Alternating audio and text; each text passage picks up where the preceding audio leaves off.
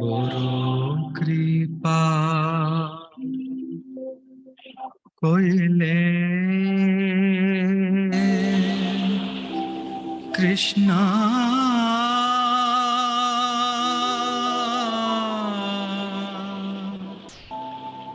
अधमेर प्रति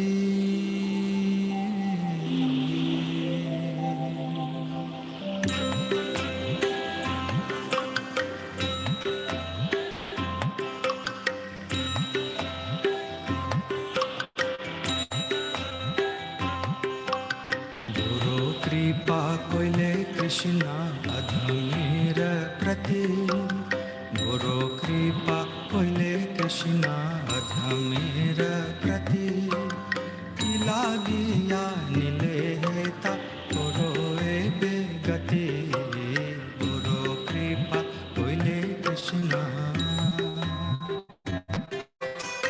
आछे किछु कार्य तब अनुमाने किछु कार्य तब अनुमाने नाही केनो आनिबेन उग्र स्थाने नाही केनो आनिबेन उग्र स्थाने गुरु कृपा कोइले कृष्णा अधमेर प्रति लागिया नीले हेता गुरोए बेगति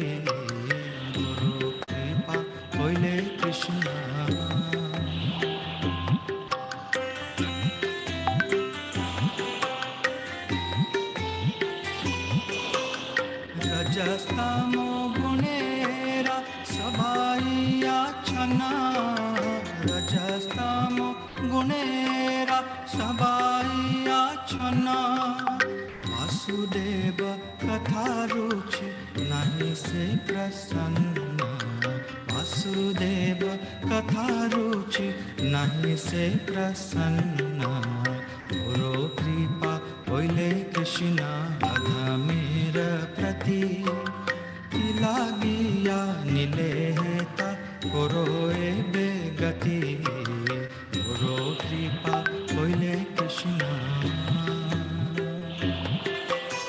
तबे जदि तब कृपा होए तुकी तबे जदि तब कृपा होए तुकी सकली संभव होए तुमी से कौतुकी सकली संभव होए तुमी से कौतुकी गुरु कृपा कोइले कृष्णा अधमेर प्रति लागिया नीले हेता गुरोए बेगति गुरु कृपा कोइले कृष्णा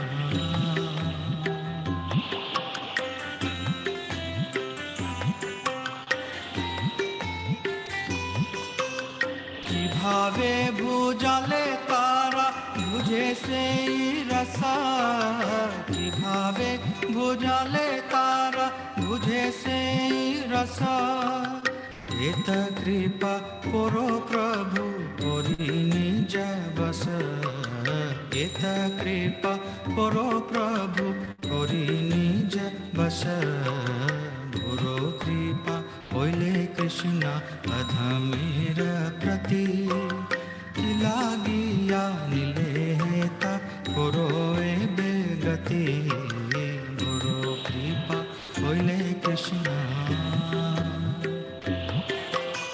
तुम्हारा इच्छाया सब होए माया बसा तुम्हारा इच्छाया सब होए माया बसा तुम्हारा इच्छाया नाश मायार परश तुम्हारा इच्छाया नाश मायार परश गुरु कृपा कोइले कृष्णा अधमेर प्रति लागिया नीले हेता गुरोए बेगति गुरु कृपा कोइले कृष्णा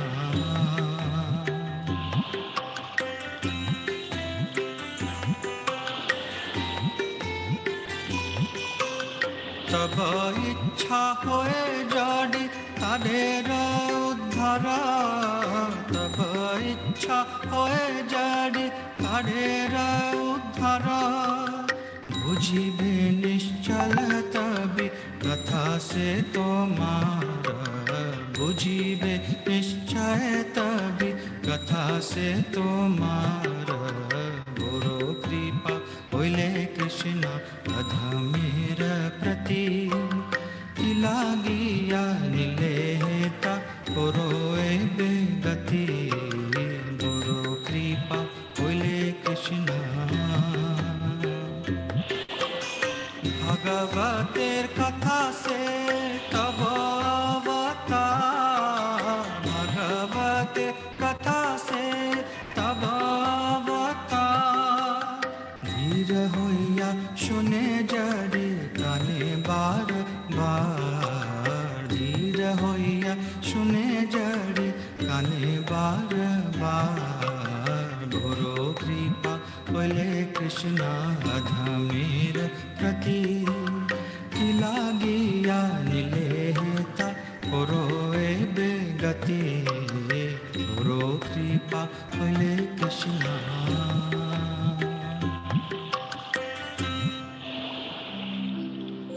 शृण्वतां स्वकथा कृष्ण पुण्यश्रवण कीर्तना हृदयन्तस्तो भद्राणि विधुनोति सुहृत्सताम् नष्टप्रायेषु अभद्रेषु नित्यं भागवत सेवया भगवती उत्तम श्लोके भक्तिर्भवति नैष्ठिकी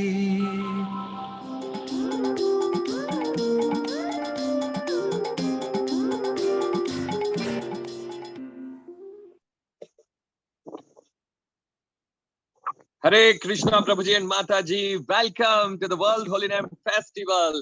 Today is a final day of our World Holy Name Festival. But this is just a beginning. Don't forget, this is just a beginning. This is just a beginning about the Hare Krishna Maha Mantra. We need to spread it. We already know that in this age of Kali Yuga, only one hope is there, which is ISKCON. So Prabhuji and Mataji, just, consider that yourself that this whole week, we are just requesting, to spread Hare Krishna Mahamantra in every town and village. We are just, want that Chaitanya Mahaprabhu a prediction will be true. That is why we are just going outside and request to each and everyone to chant only for one time and for love and peace. Right? This is all we need, right? So Prabhuji and Mataji, this is just a beginning, right? Don't forget that we are celebrating this festival every year from 17th September to 23rd September, but in a whole year, you need to spread Krishna consciousness. If you really love Srila Prabhupada and heartily glad about to ISKCON, that yes, I got everything and now it's my time to, take my friend with us in Bhagavad Dham. So Prabhuji and Mataji, welcome to the show. And today we have a surprising day. Surprising day is why it's surprising day. Because we have so many special announcement for you and so many great speaker from ISKCON for you.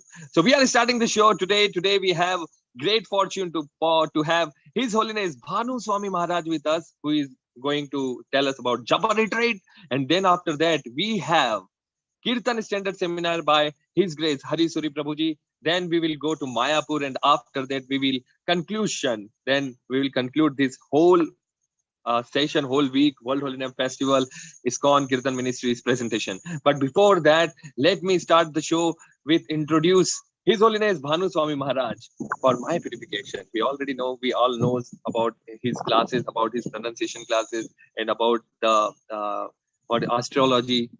His Holiness Bhanu Swami Maharaj is famous for that. He was there for Srila Prabhupada Memorial Festival in Ujjain. So I heard he's a very intelligent person. So let's start. His Holiness Bhanu Swami Maharaj joined the Hare Krishna movement in India in 1970, initiated in 1971 by Srila Prabhupada, and took sannyas vows in 1984. Bhanu Swami Maharaj was personally instructed in the art of deity worship by Srila Prabhupada, and within ISKCON, he has become an authority on the topic. Bhanu Swami Maharaj has been a GBC member since 2003. His zonal assignment covers South India and he is co-GBC for Japan. Having spent the last few decades in residence in Chennai, he has a clear understanding of a region and a scholar in Sanskrit and Bengali. Bhanu Swami Maharaj has translated 15 significant works of the Gaudiya Vaishnava canon with 6 more titles in progress. Many of these works are commentaries from primary members of the Gaudiya Sampradaya on the Bhagavad Gita, Sri Ishopanishad and Srimad Bhagavatam. Thus, Bhanu Swami's contribution is a lasting one. Bhanu Swami Maharaj has studied a variety of disciples, including martial arts, Reiki, Carnatic music.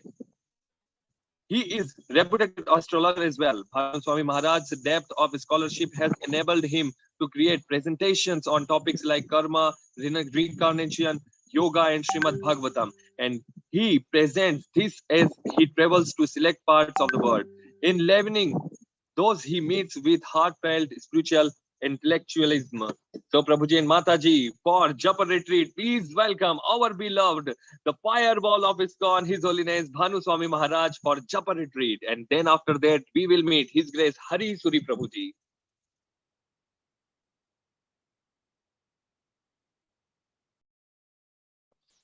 Namo Vishnu Padaya Krishna Prasthaya Bhutale Shrimate Bhaktivedanta Swami Niti Namane Namaste Saraswata Devi Gauravani Prachadane Nirvashecha Shunyavadi Paschatya Desha Tarane Shri Krishna Chaitanya Prabhu Nityananda Sri Advaita Gadadhar Shivasadi Gaur Bhakta Vrinda Hare Krishna Krishna Krishna Hare Hare Hare Rama Rama Rama Hare Hare.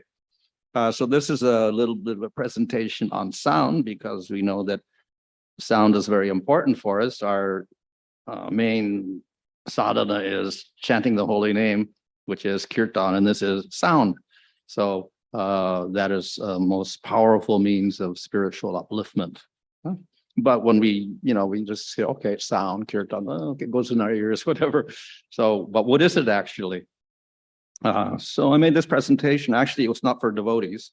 I made it for innocent people in Japan and Australia, like people who are maybe a little bit interested in spiritual things like yoga or whatever like that. But so I don't mention Hare Krishna directly at all, but it's a good approach for them. But I think we can also learn something from it. So as we know, sound is, we just say sound is, something going through the air, little particles moving like this, little vibrating particles, and it hits your eardrum, and your eardrum vibrates, and it goes into your nervous system, it goes into your brain, and then you hear sound. That's what we think sound is. And if we take that materialistic definition of sound, we'll see it as basically some sort of frequency of vibration. And if we look at vibration, we'll see that this is constitutional to the universe and constitutional to matter. Everything is vibrating with certain frequencies. So we got this probably old science with the atoms and stuff that we got far beyond that nowadays. But anyway, when I was growing up, you had a picture of an atom with electrons around it and a nucleus with protons and neutrons in it or something like that. And now they got other particles in there also. But anyway, it's basically moving. Everything is moving at a certain frequency, with the atoms. So on the atomic level and subatomic level, that's electrical particles of positive and minus, and they're vibrating and moving in different ways. And then when we get the atoms, we stick them together, we get the molecules, and they're bonded. Atoms are bonded in a certain way, and they're vibrating at certain rates also. So then, of course, we get the molecules going into bigger compounds and things like this. And then eventually we get things like the human body, which is also made out of these elements and molecules and whatever. And it's also vibrating. So based on this, some inquisitive scientists, or some people call them pseudoscientists, they developed a whole system of probably in the 1900s of bodily vibrations, that your organs will vibrate at a certain rate. And they found out that, the heart will go at one rate, the lung at another rate, the kidney at another rate, like this. And they found frequencies attached to the different organs of your body. So this is very interesting because they found the normal frequency was there, this, at a certain rate. And then they could also, if you're got the wrong rate, too high or too low, then it meant you're sick. That particular part of your body, something wrong. So they have developed a whole diagnosis technique based on this vibrational medicine like that. And they were able to figure out and diagnose diseases based on vibrations of the body, which is very interesting. It wasn't probably normally accepted in regular medical science, but there was a whole, group of people in the 1900s doing this with vibrational medicine. And they figured out all sorts of things, what you could do with the sound. And so somehow you could adjust the sound in the body by, altering the frequencies. Then you could cure the diseases. So you could cure asthma, colitis, diabetes, eczema, things which sometimes cannot even be cured by Western medicine, which they usually give you a pill or something. So by these vibrations, they're able to adjust your organ of your body or whatever, or even your hormones and things like this, your glands, and they'll operate properly, and then you would get cured. So based on this, we have what they call the biofeedback thing like that, and they even develop little machines to adjust your bodily vibrations, etc. So quite interesting thing. Even today, there's some people practicing things like this. So of course, we get other things like waves. Your brain is always operating. They have these things that can attach to your brain. Little waves coming out your brain. If it stops, that means you're dead. Your brain dead if the vibrations stop. So we all have particular vibrations. I don't know about animals, but human beings, they've developed the different waves. So we got the waking state wave. We got the dream, semi-dream state, the alpha state, and we got the sleep state, the theta wave, and the deep sleep state. Like we have the concepts of waking, dreaming, deep sleep, etc., and beta also like that. So they're all vibrations at different rates, from the most active to the most, let's say, slow rate and deep sleep like that. So your brain's operating with waves also of some sort. And that's just your kind of your states. But then your thoughts are also waves. When you're thinking, then your waves are coming out like this. So of course, it's very complex also. But now, due to modern science and computers and whatnot, they've developed techniques by which they could figure out which vibration means what thought or which word. So they can attach the thing to your brain and get your thought, and then they can figure out what you're thinking. So that is, it's not an exaggeration. They can read your thoughts. But of course, we also know in yoga that they could also read your thoughts, isn't it? So it's not nothing so surprising that they could just contact your subtle brain waves coming out, and they could interpret, he's thinking this like that. So they didn't need a computer if they were a yogi. But here they have to do it through computer means, and they translate the waves back into thing, and then they write out the message like that. It's so interesting. But then the converse is also true. You can make the wave, you can have a message, put it into the brainwave pattern, and stick it back in your brain. So what does that mean? They can make you think things. This is mind control. We also know this is what yogis can do, yeah? Vasikarana, they can control your minds, or the tantrics, they control your minds and make you do things or think things or whatever. So it's not, again, it's nothing contrary to yoga, that they could actually control your thought patterns and put thoughts into your brain also, like that. So they've developed techniques like that in the modern world. It's probably not public at the moment, so public, but secretly they do this. And even the probably governments have got whole things by which they can influence people like this and make them think in certain ways or whatever. Yeah. And you can even use it as a weapon, actually. Yeah.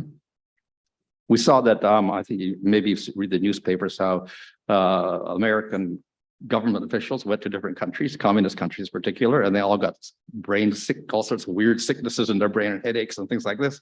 And it's been going on for years, and they couldn't figure out what is happening. Somehow their brains get affected. And it's even happening today again.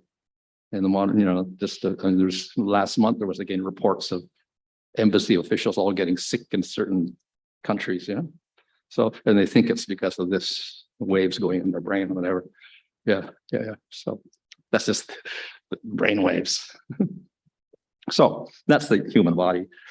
So the earth is also vibrating.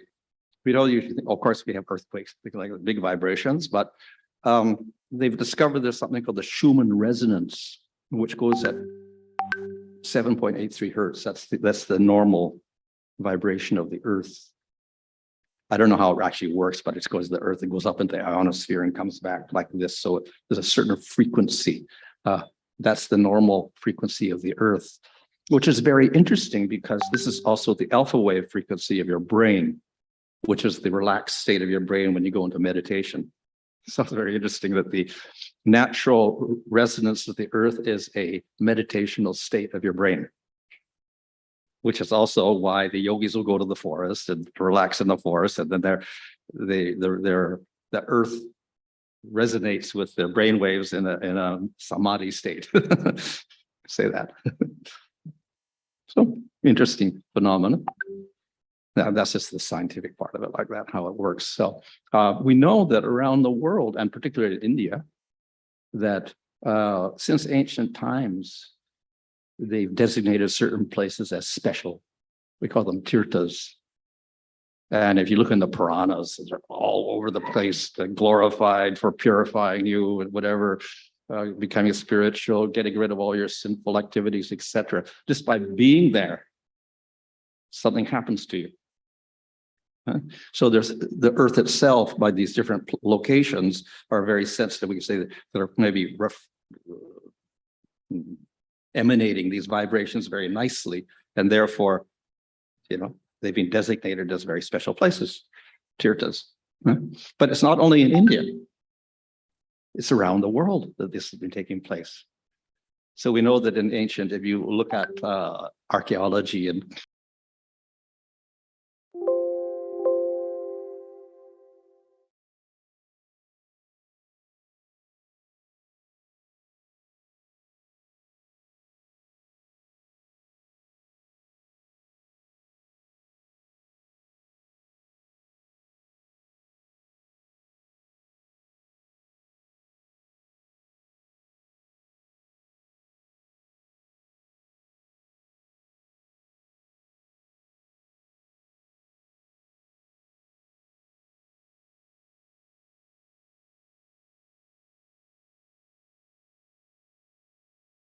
this, they're like tirthas, special places where there's a special vibration coming out, and very good for their shamans or whatever like this, to get higher messages or whatever.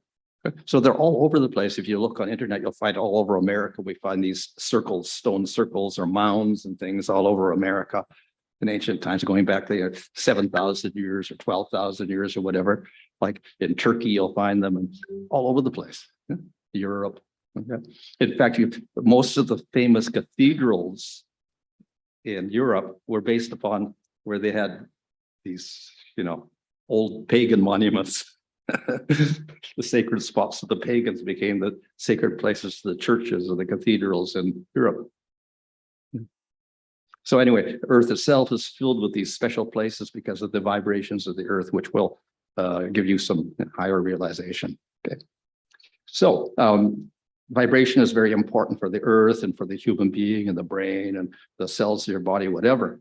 So human beings since ancient times have also had music. So music is a particular relationship between vibrations. It's actually very mathematical if you're a mathematician and you look at the vibrations like the C, D, E, F, or whatever, or Sa, Re, Ga, Ma, Pa, etc. Certain vibrations, and they're very particular how they relate to each other. Yeah? And if it's off, then you're not on key, you're not a good singer. If you don't get the right vibrations, the proportion between the Sa and the Re and the Ga, if that vibration is not proper, then you're not a good singer. Yeah? You're singing off key, we don't like it, go away. Yeah? So you have that particular vibration related to the base note, we call it C and or Sa. Yeah. So they're all, and they're mathematically related to each other. And based upon that, you combine these fixed notes in a certain way, and you get a pleasing melody, a tune like that. So this has been all over the world. Every civilization will have some sort of music. They'll have the singing and they'll have the instruments, all around the world since ancient times. And of course, in India, we have way back the Samveda, which has got all 7 notes there, and all very particular, that everything has to be in tone properly. And even if they don't have 7, they have 3 tones. Again, it has to be in tone very properly. And if it is in tone properly, then the mantra has effect. Yeah? So the music is a very, let's say, a mysterious bunch of sounds, because it has a great effect upon the human being, in many different ways. So some people have, maybe it's not scientifically proved, but they've associated the different notes, the vibrational level, with the different chakras of the body. So we have the 7 chakras of the body, and they're all vibrating at a certain rate, and each one is associated with a different note, different vibration also.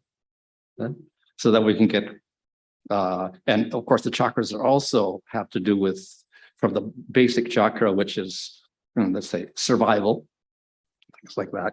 And then we go the next chakra, which is a little bit more interrelational, sexual, etc. And then the Manipuraka chakra, the navel, is more digestive and things like that, but it also holds negative values in it, negative emotions. Then we get the heart chakra, which is very important because it has higher emotions.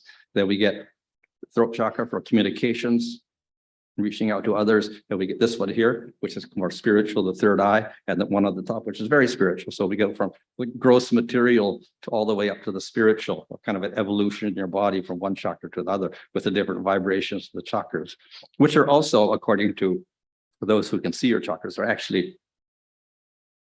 they are chakras. They're wheels. But just like in a watch or something, a little thing is going around.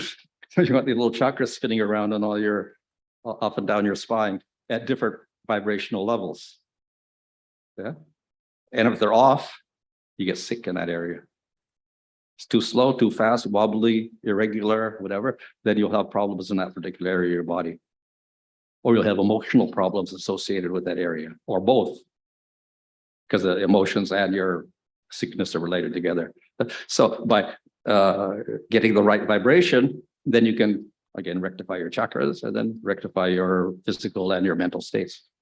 So there's a, we call this sound therapy. Some people develop sound therapy. I think there's somebody in Mysore, one yogi does a sound therapy with the different sounds to correct your chakras like that. It's interesting. So that's just the individual notes. Now we put the notes together and we get music. It's not random, just all the notes. The notes may be fixed notes, but if they're just randomly done, it doesn't mean too much either. So when they're put together in a nice sequence, there's a certain rhythm, then they become very attractive to the ear and the mind. So that's what we call music. So music has been developed by all societies also. And it's very interesting because even science has shown that music has a very great effect on life. So they did experiments with plants and music. So we have some classical Western music or some ragas playing. The plants grow nicely. Then we put on some harsh, rhythmic rock, heavy rock music or metal music, and then the plants get all stunted. So they've done many experiments like that, sprouting seeds, growing plants, etc. And they found that certain types of music, as the plants, even though they don't have any nervous system, they don't have any ears, they don't have any brains, but they respond to different types of music. Yeah. So obviously animals must also, so they experiment with rats or mice or whatever. And then they found the same thing, that the music had an effect on them. So in Tokyo University, they got they did surgery on some mice, heart surgery, and then they measured how they get healed. So they had some having a nice, classical Mozart music or whatever, and then they healed more quickly. And then they got some other with no music or just a single tone of music. Slow, didn't heal so fast. Yeah.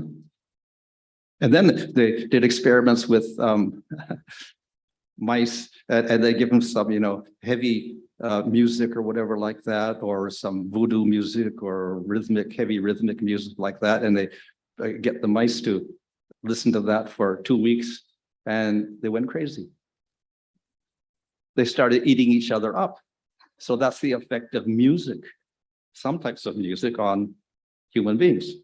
Now, we do know in the modern world that some of these people, they're really addicted to music, and they're in these discos all night, and bang, bang, bang, all sorts of crazy sounds coming out. So you can imagine what the effect is having on their brain. Because the mice, they went crazy. They started eating each other up.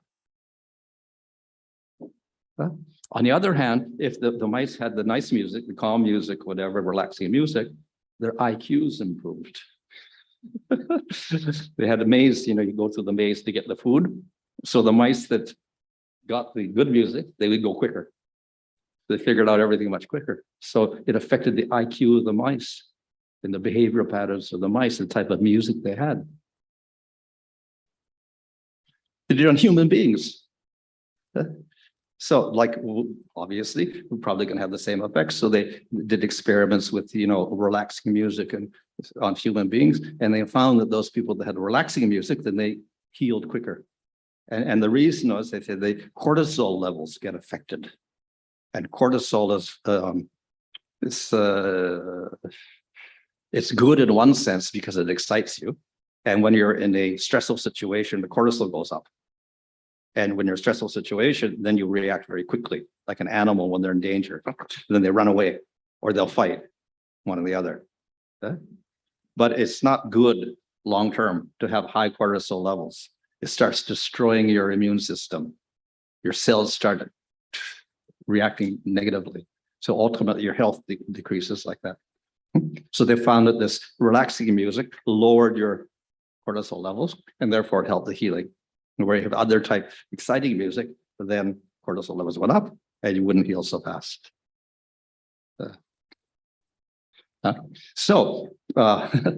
We see in the modern world, a lot of this popular music is this loud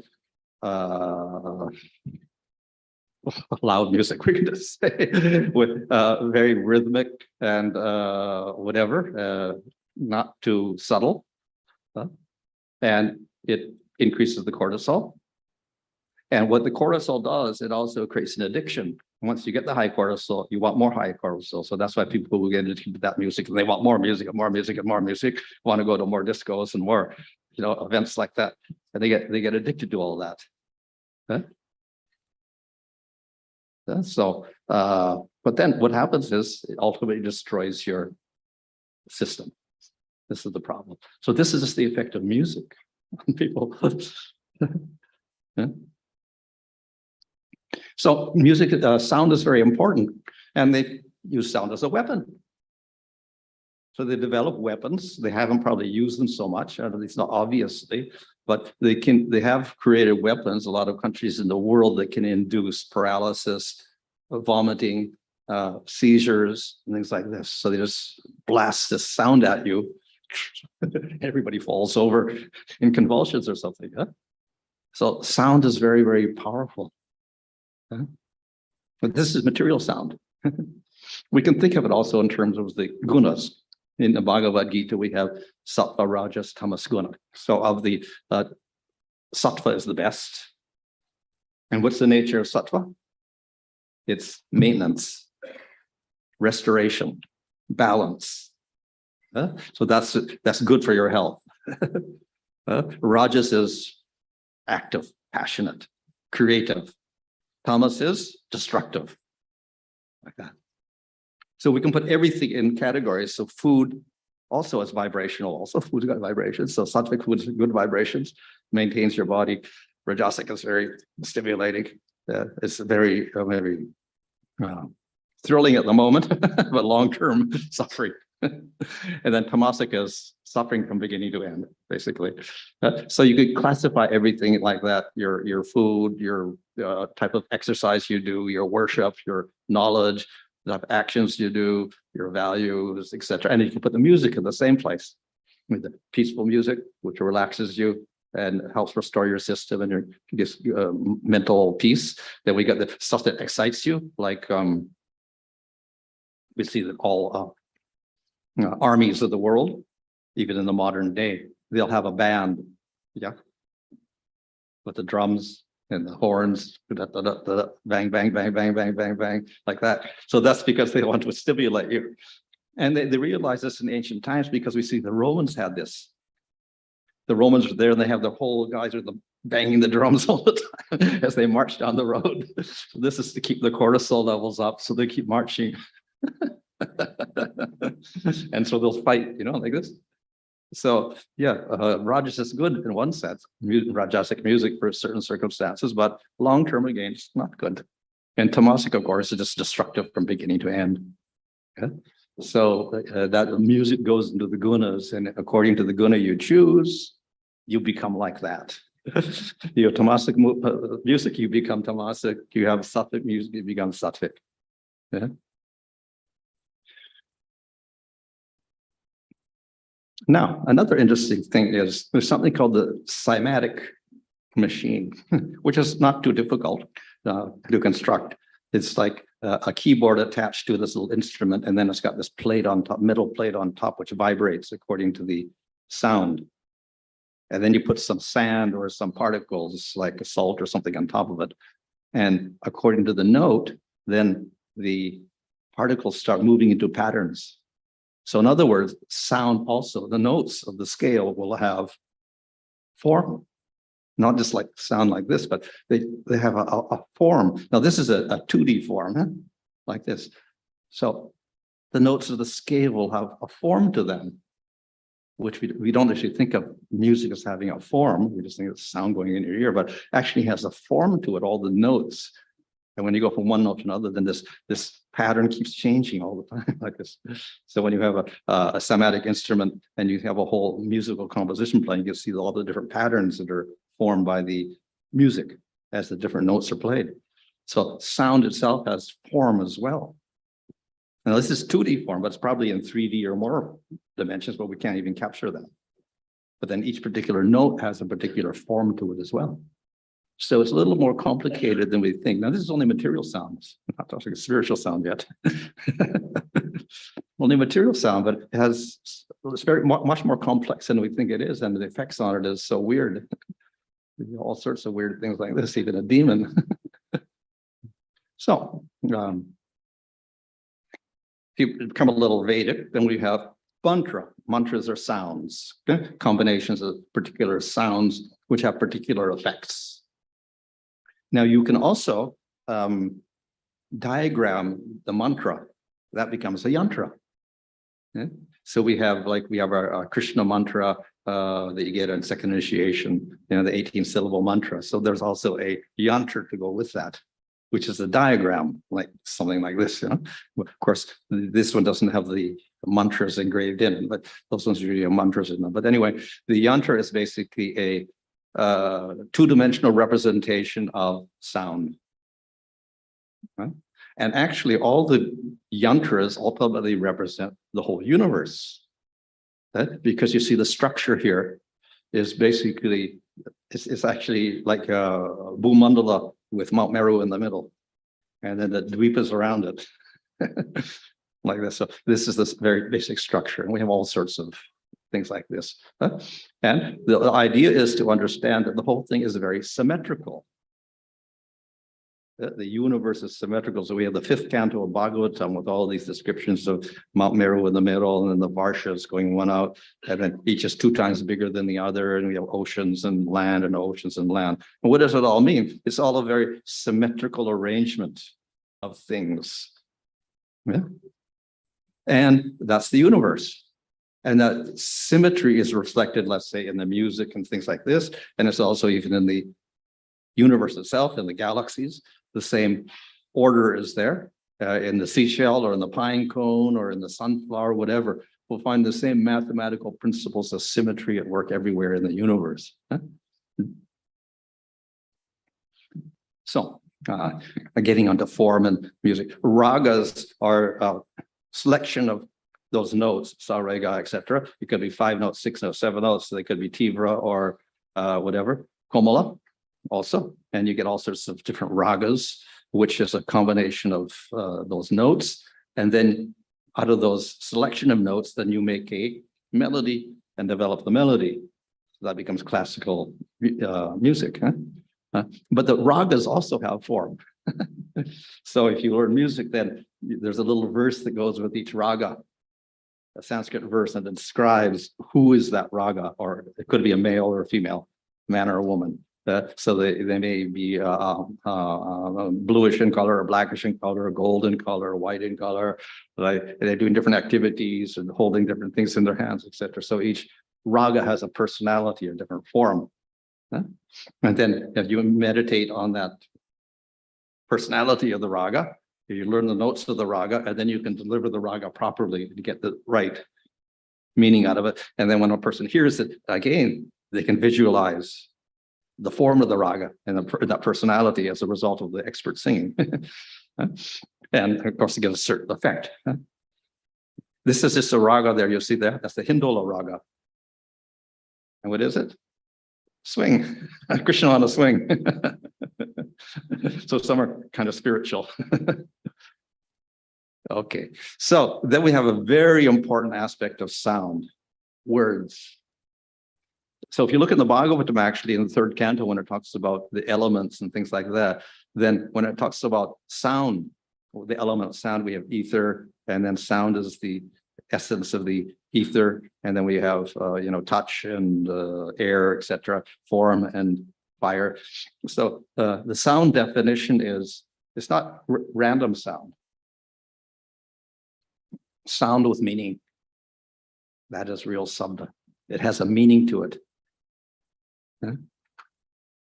So words have meaning for us.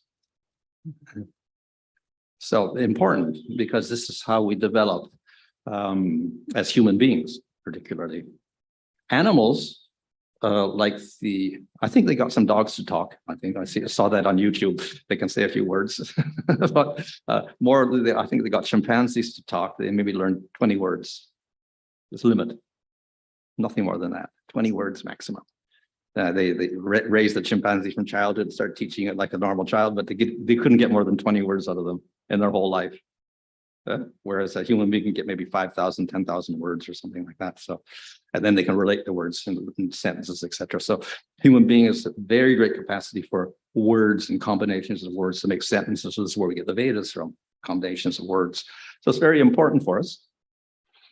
So normally we go by the scientific definition. Okay, you get a sound wave going in your ear, and then it hits your ear, then it's a certain, recognize it, and then we say, oh, that word means so-and-so. Okay?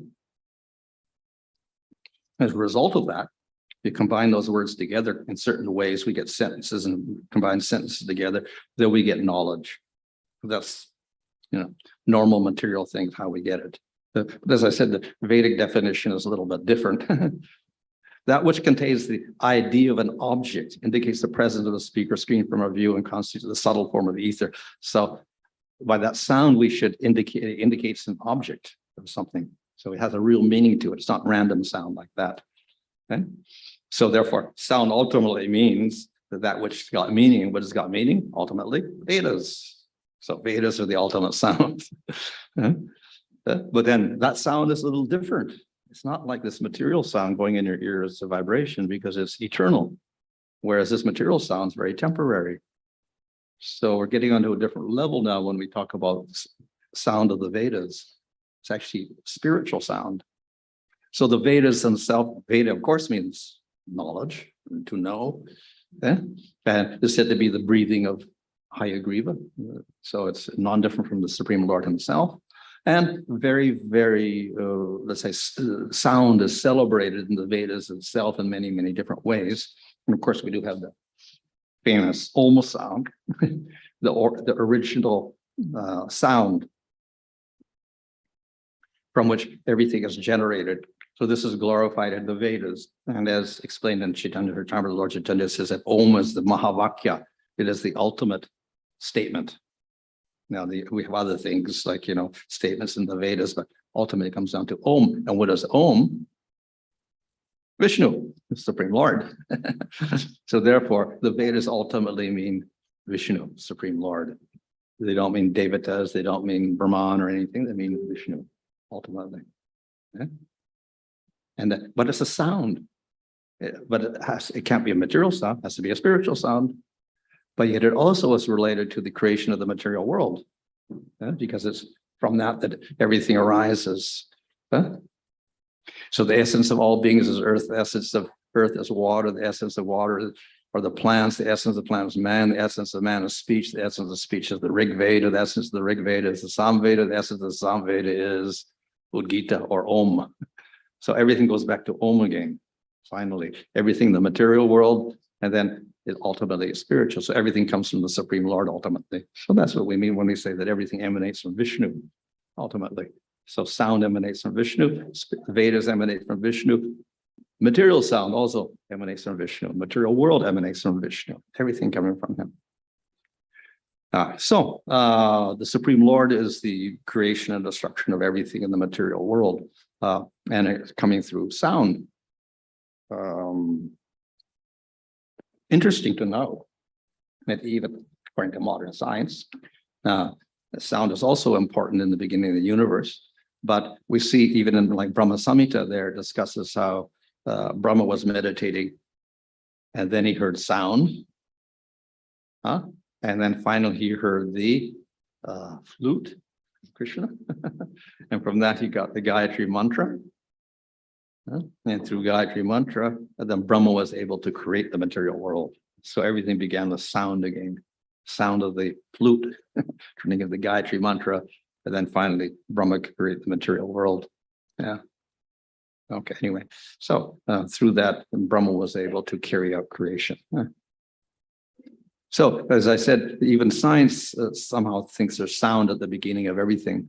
Sound waves that rang out in the early universe sculpted its structure, the best measurement yet is their imprint on galaxies. It's a boon to deep energy studies. About 30,000 years after the Big Bang, matter collapsed around dense seeds of dark matter. Outward pressure from photons caused the collapsing matter to rebound, creating acoustic waves that sound. So at the beginning of creation, we have this huge sound coming out, probably Om. Okay, so let's get the spiritual sound now. That's all material sound. So spiritual sound. The word mantra, of course, means it's a sound, but it means to deliver the mind. Man from manas and tra for triate, to deliver. So it is sound which will deliver the mind out of material entanglement, out of material imprisonment. So how does a mantra work? Because it looks like it's material sound. And how can material sound get you out of the material world? How can a material process do something spiritual? Doesn't look possible. So the answer is actually it's sound, but that mantra is actually from the spiritual world. It's not from the material world at all. It's spiritual sound, not material sound. It enters into the material universe, just as the Supreme Lord himself in the spiritual world also enters into the material world, and we can see him, but he's not affected by it at all. He never becomes material. So the mantra also is spiritual in nature, from the Lord, not different from the Lord. But we can also hear it in the material world, but it's non-material. Very mysterious. How does that happen? How do we get something operating like that?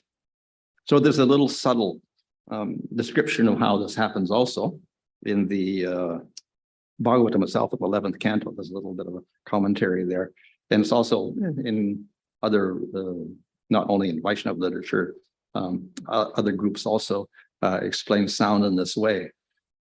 Its original nature is para, or spiritual. But then how do we access that spiritual sound so that we can hear it with our ear. So there's like a evolution of that sound so that we can begin to hear it and say it.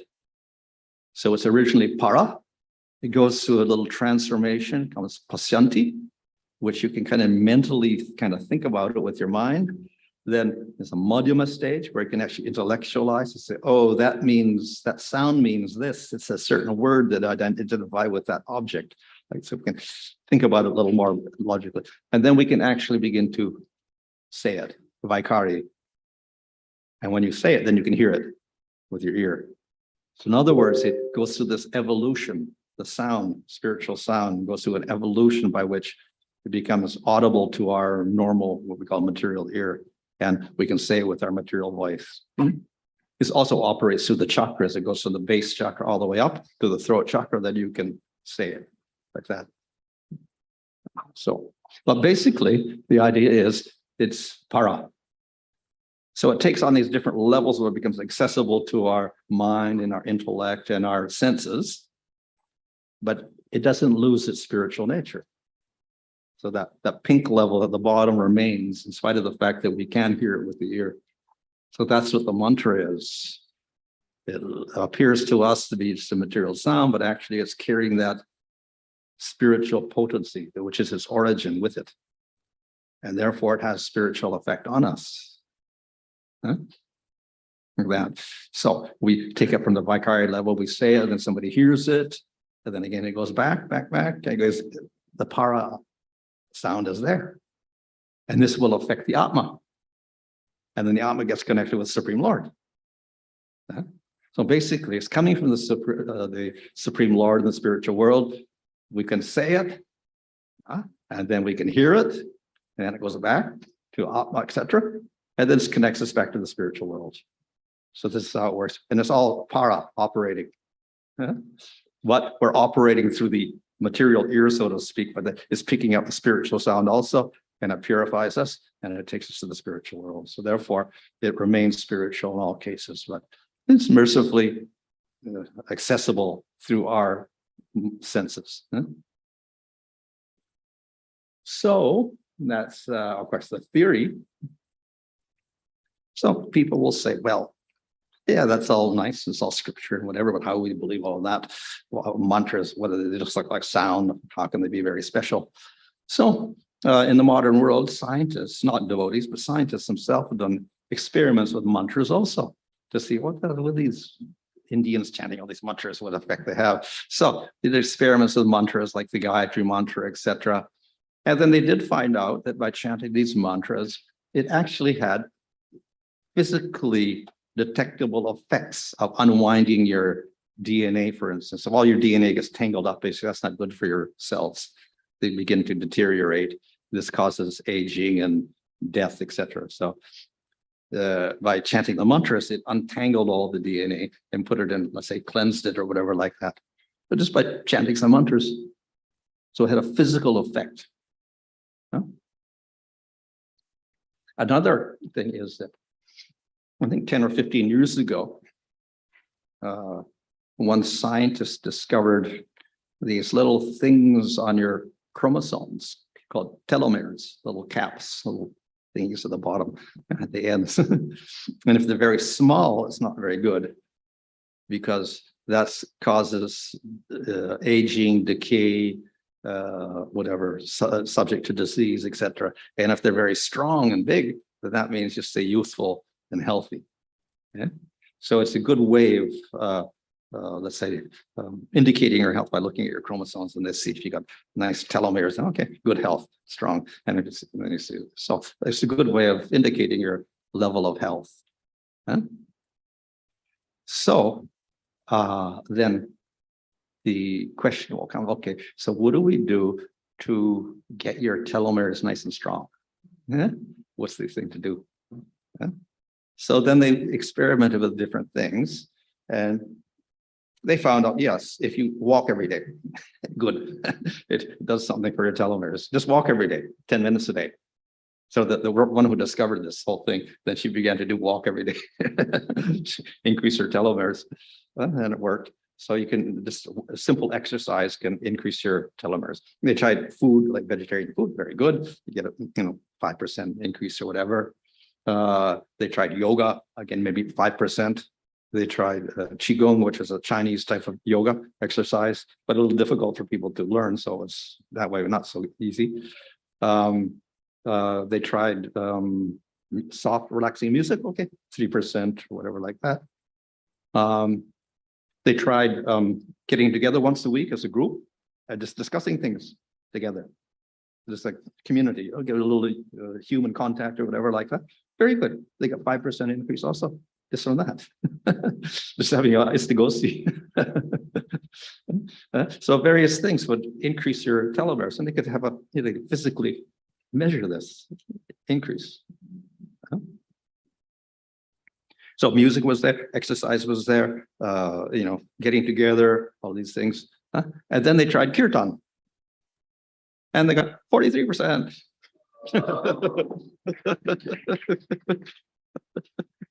They spent 12 minutes a day for 2 months. They got 43% increase of their telomere strength. This again is a physical effect. It's not even a spiritual effect, but even physically then, the Kirtan can be effective. Of course, we could say, why? Because there's a music element in it. It's got the togetherness element in it. It's got the mantras there. Yeah. It's got a whole series of things, plus exercise when you're dancing, etc. We've got a little bit of everything in it. Plus, it's got the spiritual effect of the mantra there. So that's, of course, a material effect, but it's measurable. Yeah?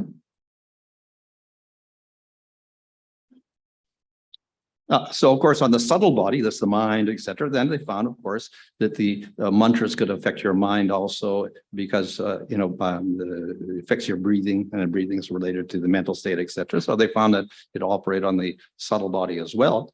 But of course, we're interested in the spiritual level. Now, you can't measure that by mechanical means. The telomeres isn't going to measure your spiritual effect at all. But we can say the mantra does have physical effects, mental effects, and spiritual effects. So spiritual effects we cannot measure, but we have to go by scripture for that. What is the effect of the mantra? So, as I said, even in material sound is very mysterious and has various effects on us. And one of the things was that also sound had a form to it. So this is what we say, the spiritual sound is non-different from its object. So the sound Krishna, is the form of Krishna. Right? So sound can have form. So the word Krishna has a form, which is Krishna. Spiritual sound Krishna has the form Krishna. Just like the material sea had a particular form, not two-dimensional form, material form. So the sound Krishna has the form Krishna. And if we perfect our chanting, then this is what we realize through the sound, the form Krishna. But we go a little further than that. We have Hare Krishna. And Hare is Radha. So we have Radha Krishna.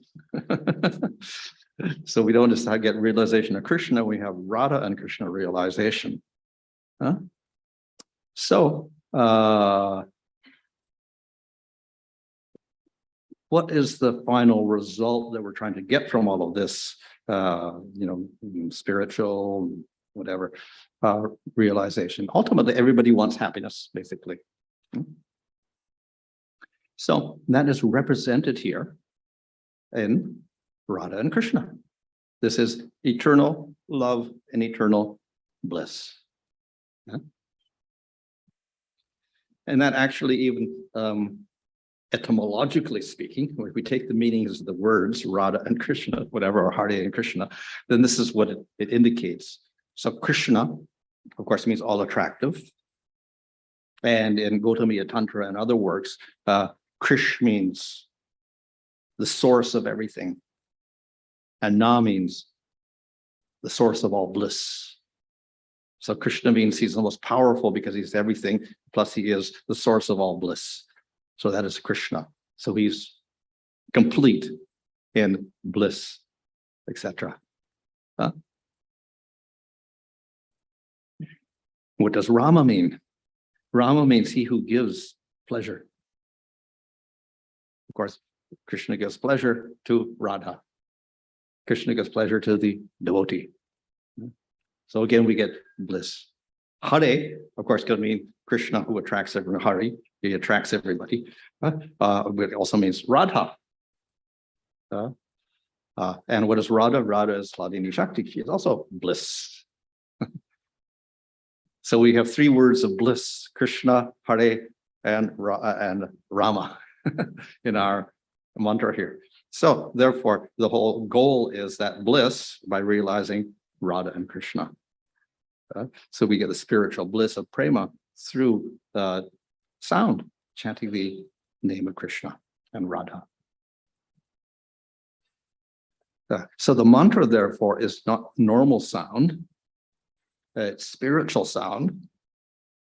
And as we've seen, it does have gross physical effects like telomeres, etc. Increasing, has effects on your mind, by relaxation, etc. But then the real meaning that we want is on the Atma or the soul. And what does that do? You get the bliss. You realize Radha and Krishna and you get the bliss. So therefore, acts on all levels. Your DNA level, your chakra level, and your Atma level. And this way, we end up with the highest bliss. So it's a spiritual in essence, even though it may be covered over, so that we can access it with our ear. And then we end up with our realization of Krishna. Okay, fine. Okay. Get to the spiritual world. Okay, fine. Any question? Hare Krishna. Maharaj, you mentioned about the person who is into musical therapy in South India. I just had something to share with you that probably might really make you happy. That person, he is like one of the most powerful musical therapists in the entire world. He heals thousands of people. His inspiration came from Brindavan. Mhm. He was sitting in the 24-hour Kirtan for almost a month. Okay. And that's where he realized that music has powerful effect. And then he went and did the research. Okay, good.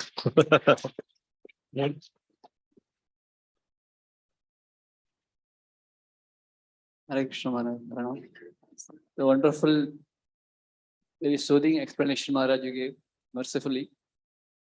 I'm just thinking about this verse in the context of your explanation today.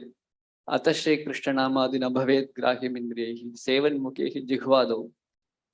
So your explanation of this para till the fourth level, this Sevan Mukhehi Jighvado, is it that the intermediate the interface between para and the material senses? Rupa Goswami talks about seva or sevan mukhehi jighvado. Even though first two lines he rejected that nabhavet grahim indrehi, the material senses cannot grasp Krishna's form and qualities, name, form and qualities. Yeah. And he puts sevan mukhehi jighvado. So is that any, this way also can we see this or any explanation on that? Yeah. So we start with, we have all sorts of bhakti to engage all the senses, like seeing the deity with our eye, hearing with the ear, and then we have kirtan, saying or glorifying the Lord with our tongue. So of all of those, the most powerful is kirtan. So that's where we begin our work. Now all are purifying, but as he says, you start with the tongue. So we could start with the kirtan. And through that, the para is there, even though we are impure. So we'll think it's a material sound and we'll say it like we're saying any other sound, and then we'll pick it up with the ear and think it's like a material sound also. But the para is there, but it's very powerful. So that's the most powerful way of getting the purification effect, in spite of the fact we may think it's material and take it as a material sound, either by pronouncing it or hearing it. So this, we begin with that. Saying it, and then we hear it and whatever, and then gradually we get more and more of the para effect upon us. And even if you don't know it as para, it works, as in the case of Ajamil. He said the name Narayan to mean his son. He didn't think it was spiritual at all, but What was the effect? All of us karmas were destroyed. So it had an effect. So the para of influence is there whether we know it or not even. And that was what makes the name so powerful. Hare Krishna. Thank you, Maharaj, for this nice presentation. Srila Prabhupada mentions in like different purports about like one should hear from the lips of the pure devotees, and you also spoke about the 4 levels of sound: para, pashyanti, madhyama, and vaikari. So nowadays we have like in the last 2 years especially, like we have many online classes where most people we hear through the medium of either pre-recorded classes or live online classes. So through this online medium, suppose can we access the para level of the sound of a pure devotee, or do we access the the lesser levels? Yeah, that's a very interesting question because we find that, for instance, even with Prabhupada, those people who got to meet Prabhupada or to hear Prabhupada or talk to Prabhupada, they're considered more fortunate, yeah, than those who maybe saw him at a distance or maybe just got a letter from him or maybe just never met him at all, but were alive and took initiation by mail. So those who got a little contact were considered a little more fortunate. So there is some power in direct contact, definitely. And we see that in the Vedas, you took a guru and you learned from the guru. So it was very direct. And there was no alternative anyway, because there was no television, there was no Zoom, and there was no tape recorders, there was nothing. So there was no books even. It was all oral anyway. So you're forced to have immediate contact. And if the guru didn't say anything, you couldn't learn anything. And you had to go to another person. He wouldn't teach you either, unless you accepted him as a guru. Then you would get it. So by force, more or less, it was direct contact. So that's the most powerful of all. Yeah.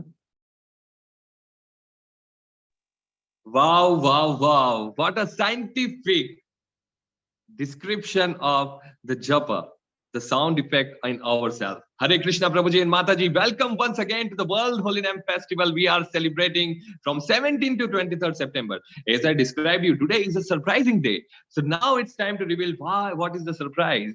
Now, the speaker is coming next in our show is the surprise guest, you can say, because His Grace Hari Suri Prabhuji is the nectar of, you can say, devotion.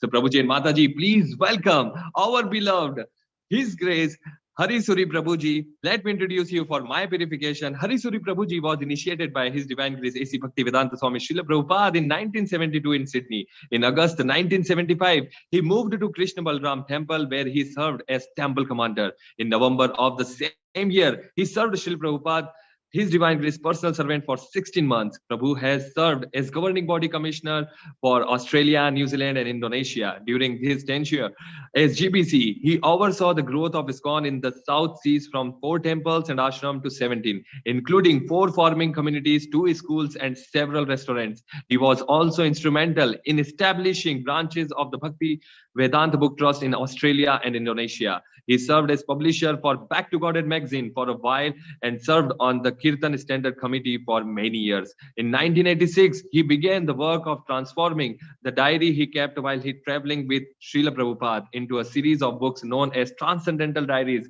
which have become the prized passions of every devotee in ISKCON. He currently lives in Mayapur with his family and is instrumental in establishing the Bhakti Vedanta Research Center in Kolkata, where the ancient texts are being both digitized and preserved in the original state. So Prabhuji and Mataji, welcome the heart and soul of ISKCON, His Grace Hari Suri Prabhuji in ISKCON Kirtan Ministry organized this World Holy Name Festival for Kirtan Standard Seminar. Hare Krishna Prabhuji, please accept my most humble obeisances. Please accept mine. So, is there a particular topic? Or I was told that I should say something about Radharani and Prabhuji, actually, this is totally up to you, but as Kirtan standard is the topic, Prabhuji. Kirtan standards. Yes. Yes. Well, in order to practice your chanting, there's obviously a lot of background to that. I was going to speak a little bit on that. It's really up to you. It's totally okay, Prabhuji. Okay. Yeah, So specifically name of Sri Radharani, you can go ahead. All right. Well, what I'm going to do is I got a couple of articles. I'm going to start off with a prayer to Srimati Radharani. Yes. And then read a little bit from Bhaktisiddhanta Saraswati Thakur. So we'll see how we go.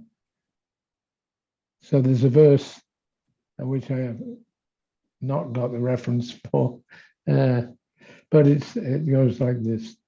Radha Samukha Samsaktim Saki Sangam Nivasanim Twamaham Satatam Vande Madhavasraya Vigraham. O spiritual master, I continually offer my obeisances unto you, who are always in the presence of Srimati Radharani and very much devoted to her. You always reside in the association of her confidants, the gopis, and you are the abode of loving devotion to Krishna. So that's a nice statement about the relationship of the spiritual master and the gopis, of whom, of course, Srimati Radharani is the foremost. So, chanting the holy names, of course, the Maha Mantra is the ultimate activity for all the devotees. But going through my materials, I found this part of a seminar which was being conducted by Bhaktisiddhanta Saraswati Thakur. This is from an article in the Gaudiya magazine from 1934. So Bhaktisiddhanta Saraswati Thakur, he says that all these days we have not spoken about Leela. Why? Because this is our most confidential asset. This is our only sadhya, or perfection. But one should not make the mistake of thinking that anartha nivritti, or overcoming impediments such as lust and greed, is the prayojana, or goal of life. One who thinks like this will never enter into artha pravritti, acquiring one's actual need. For this reason, I'll begin speaking about Astakaliya Leela. I know that you are not ready to hear it, but we should know that such a transcendental ideal exists within the realm of devotion. This is why anartha nivritti is essential. After the realm of anartha nivritti is artha pravritti, or pure conjugal service to Radha and Krishna. This is transcendental reality. If we do not know of this transcendental realm, then all of our efforts may end in nivishesha vad, or impersonalism. Do not let your day pass in trying for anartha nivritti. Artha pravritti is also necessary. Anartha nivritti is necessary until artha pravritti has started. When artha pravritti is present, then anartha nivritti becomes unimportant. Artha pravritti becomes prominent. Those who have chanted Harinam for 15 or 20 years should know such things. The beginners need not know these topics, or they will misunderstand. These topics are for certain audiences, but not for all. Also, it is said, apana bhajana kata, na kakibe jata jata. One should not reveal one's bhajan to others. So if we disregard this instruction of our previous acharyas, then there may be a permanent fall from the realm of devotional service. So this is a warning from Bhaktisiddhanta Saraswati Thakur that we have to chant according to the proper standards and be careful to always follow the previous acharyas. Otherwise, one can fall down from the realm of devotional service. So, anatta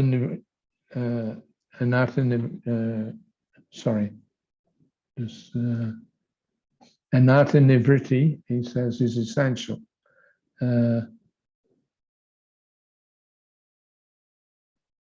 So that means dispensing with unwanted things which form blockages in our practice of Krishna consciousness, especially in our chanting. At the same time, there's a consideration of artha pravritti. If you consider anartha nivriti, that's getting rid of the unwanted things. But the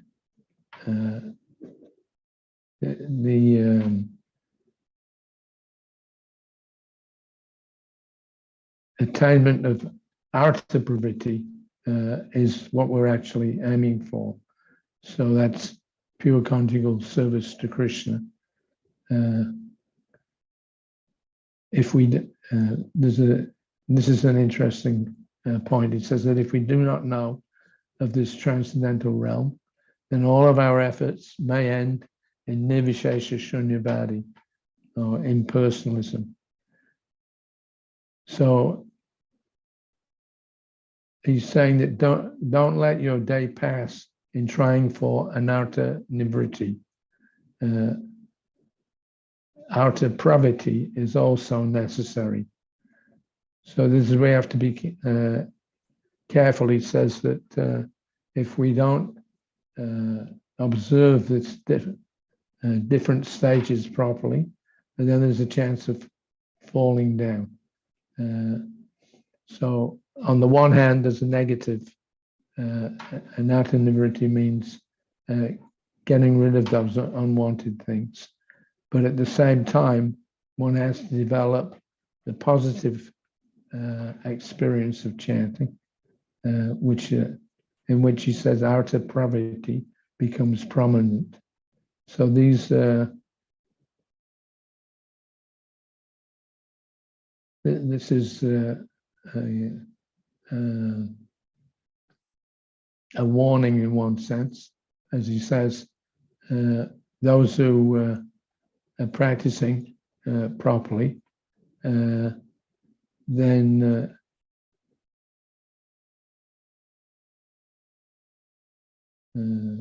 let's see, sorry, I lost my place.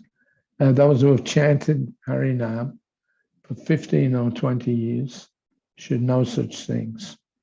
So when we're chanting, we're not just chanting according to a melody or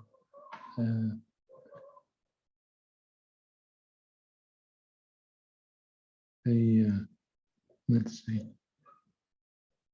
So in chanting, we're chanting for our own purification. He says here, one should not reveal one's bhajan to others. So it's very important that we keep focused on our own purification. And by doing so, then gradually the anartha nivriti is replaced with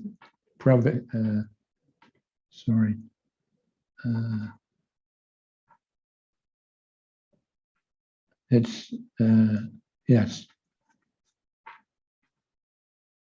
The focus of chanting is to increase this artha pravritti. So I found there's a very good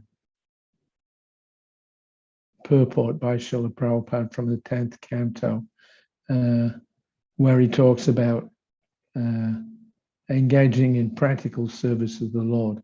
We're chanting, but we're not just chanting whimsically. We're actually trying to focus on developing a strong attachment in practical service.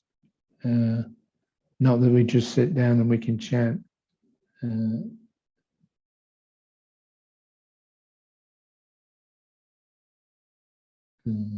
Let's see.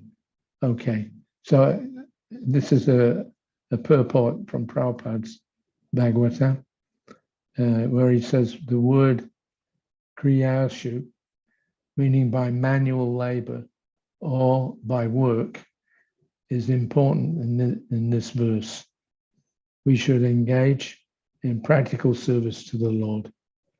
In our Krishna consciousness movement, all our activities are concentrated upon distributing Krishna literature. So this is very important. One may approach any person and induce him to read Krishna literature so that in the future he may also become a devotee. Such activities are recommended in this verse. Kriyasu yash twach charanaravindayo. Such activities will always remind the devotees of the Lord's lotus feet. By carefully concentrating on book distribution for Krishna, one is fully absorbed in Krishna, and this is samadhi. So there was, in the mid-70s, there was a bit of a debate going on about the importance of book distribution. And Rameshwara Prabhu, he was running the BBT, so he was preaching to the devotees that book distribution was the equivalent of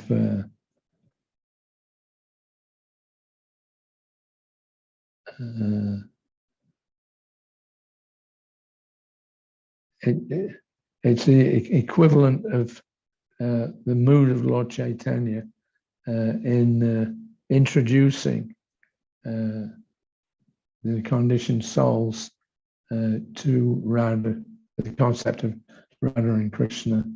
So this is a letter from 1974. One of the devotees, Nandalal Dasi, she'd written to tell Prabhupada that she'd moved from one temple to Hawaii, and that she was engaged in distributing Prabhupada's books. And she wanted to know what was more important. So Prabhupada wrote back to her, he said, there's no question of taking other engagement. Distribution of my books is the highest kind of preaching, and thus the best engagement. So you can take it as Krishna's mercy that you have come to Hawaii and engaged there full time, as it is a very important place. The explanation given by Rameshwara that Sankirtan is Lord Chaitanya's Leela, which he compares to the gopis trying to engage others in Krishna's service, is the correct understanding. So that's the equivalent in the material world, our so-called material world, that we're trying to engage people in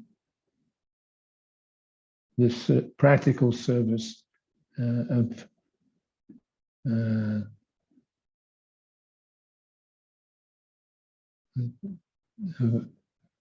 the explanation, Prabhupada says, by Rameshwara, that the Sankirtan is Lord Chaitanya's Leela, is correct. It's the equivalent when you're distributing books. It's the highest mood because it attempts to reconnect the conditioned souls with Krishna. So that's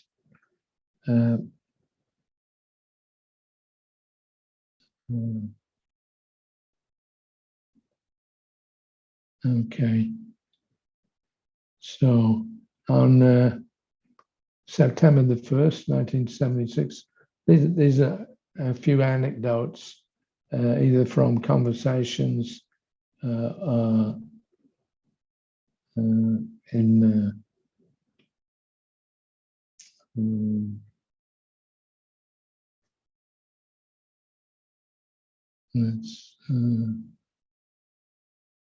from morning walks, from lectures, etc. So this is September the 1st, 76 in Delhi. Today is Radhastami. So Prabhupada observed the half-day fast along with the rest of us. He went out on his walk as usual, morning walks. And during the walk, we noticed some men gathered around one of those roadside food stalls, eating bel puris. So Prabhupada explained that those snacks are filled with dal and are especially offered to Radha Vallabha. So one devotee asked, he complimented Prabhupada on his knowledge of cooking. So Prabhupada told us that right from his childhood, if somebody was preparing food, he would want to see how it was done.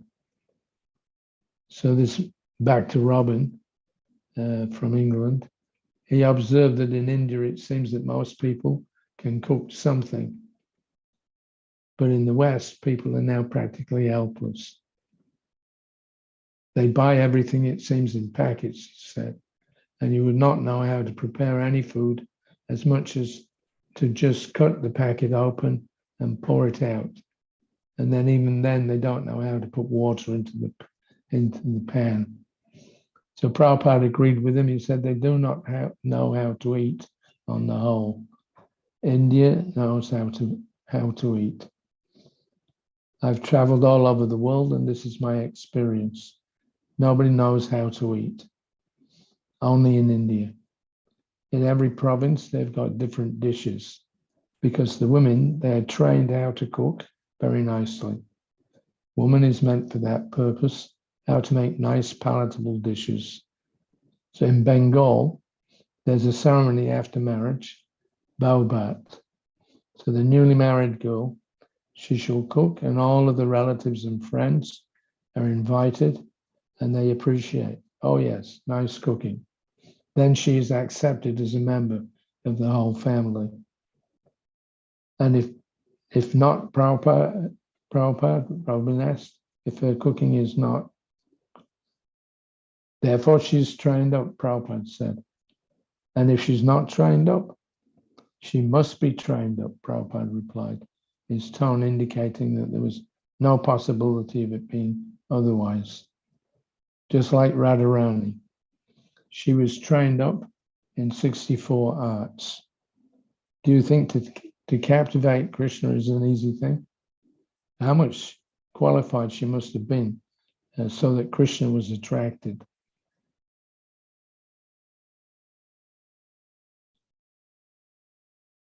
Let me see.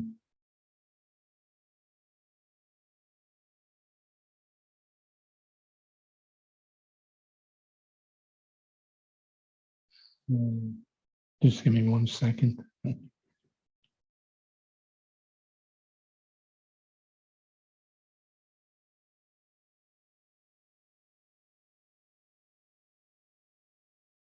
So this point about Radharani,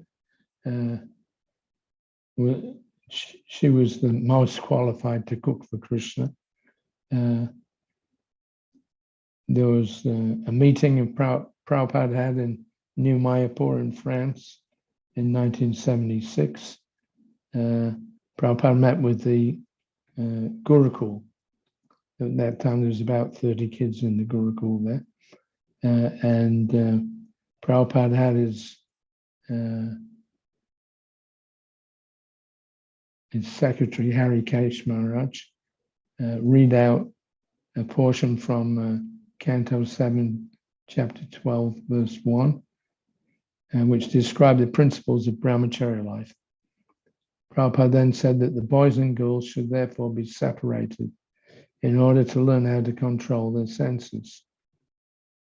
With a laugh, he repeated Saraswati, he mimicked Saraswati, Shyamasundara and Malati's daughter, who had once said, we have no sex with women. So Prabhupada laughed. He said, so she's innocent. She doesn't know that if you keep them separate, then they remain innocent. He said the girls should learn how to be faithful to their husbands, and like Radharani, they should learn the 64 arts, such as cooking and painting. Then she can control Krishna. The Bhagavan, who's the GBC there, he asked if the boys should learn how to cook also. I never said that, Prabhupada said. Why are you bringing that question? I said that the girls should be. Cooking is not boys' business, but cooking is not a very difficult art. If they want, the boys can do. There are so many, just like in the Bhakti Rasamrita Sindhu, it is stated how Radharani was qualified. So these things should be taught to the girls. If the girls are taught to give service to the husband to the greatest satisfaction, then there'll be no disagreement. So, pleasing Srimati Radharani, one of the essential activities, the essential activity in devotional service. On December the 10th, 1976, Prabhupada was at the Hyderabad farm. He had gone down there to inaugurate a Varnashram community. And he had started a program of prasadam distribution to attract the local villagers. The idea was that our men would hold Kirtan in the early evening, about 7 o'clock, after the local population, who were mainly farmers,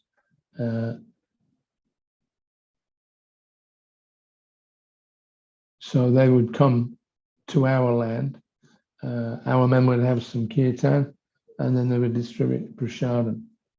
So this particular day, December the 10th, was the disappearance day of Bhaktisiddhanta Saraswati Goswami Prabhupada, and we were all observing a half-day fast. So early in the morning, at 6 a.m., Prabhupada called in Mahamsa along with other senior men. And he preached to him that things must be organized in the proper fashion. Otherwise, everything will be a failure. So what had happened was that the devotees in the previous evening had the kirtan. But when the prasadam distribution took place, it wasn't cooked properly, and Prabhupada became very upset. So most people, when they were given the prasadam, they were simply looking at it and throwing it away. And Prabhupada had sent me to get some samples of what was cooked, which when I showed him it, he said, spiritually there's no value, and materially it is inedible.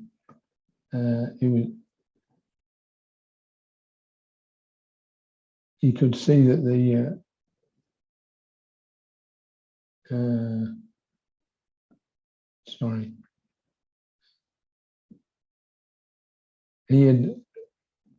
he had sent me out to get a sample. When he saw the sample, it was inedible.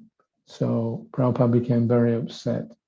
And because Mahamsa Swami, who was in charge of the project, wasn't there, Prabhupada kind of put it to one side until the next morning.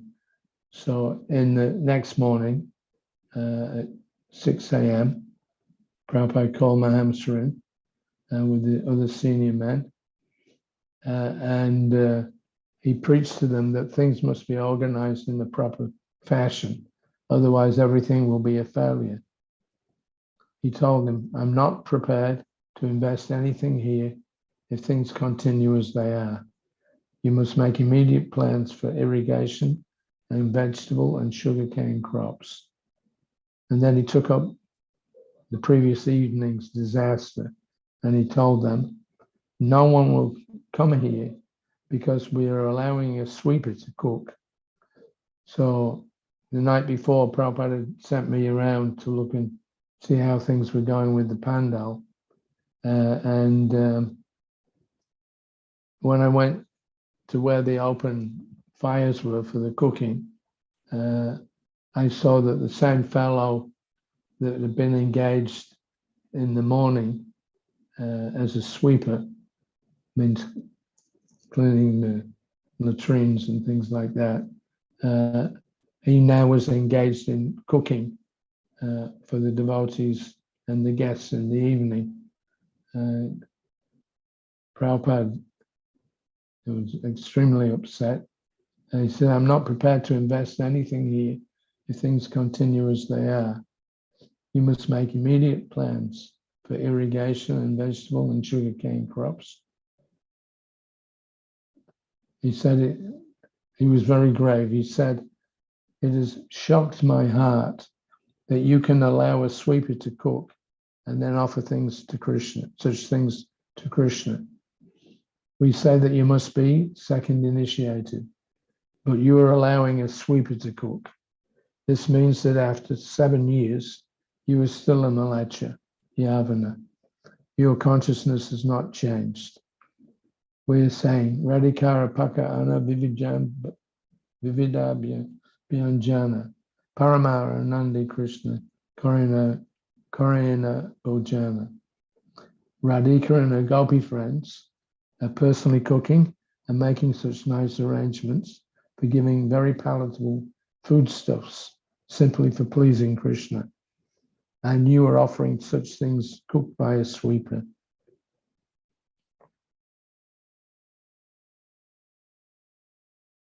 So the main point here is that, as I quoted that first verse, the spiritual master enables us to worship Krishna in the proper standard.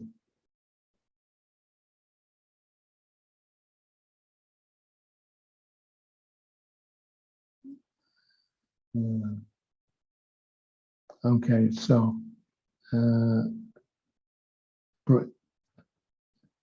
Brindavan life means attachment to Krishna.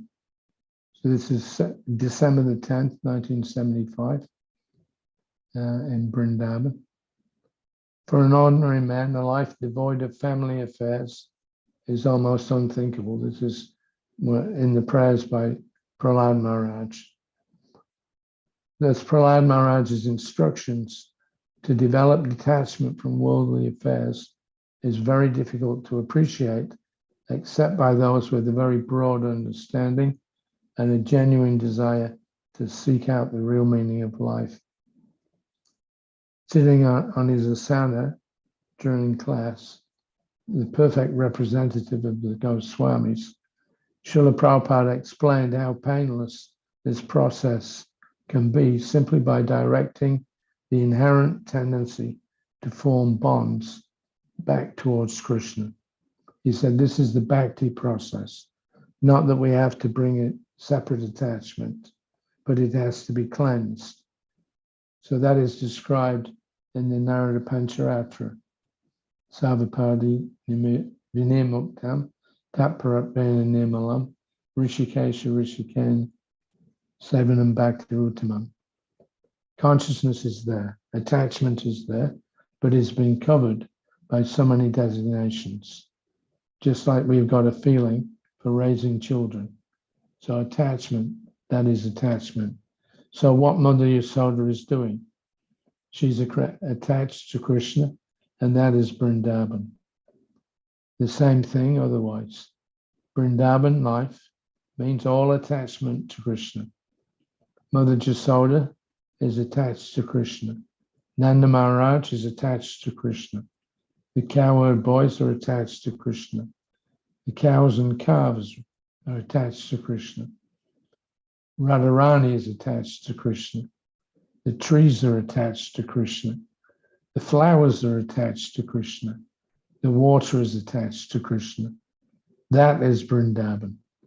Brindavan means the central attachment is Krishna. So this is Brindavan. If you can create that central attachment for Krishna, then that is Brindavan.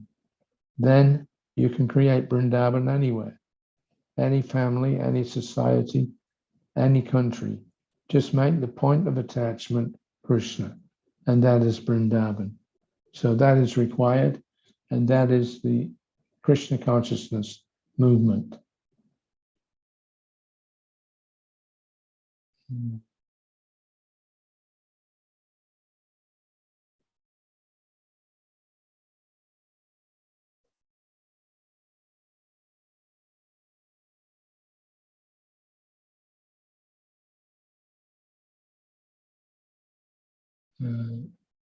Sorry, I've got too many windows open here.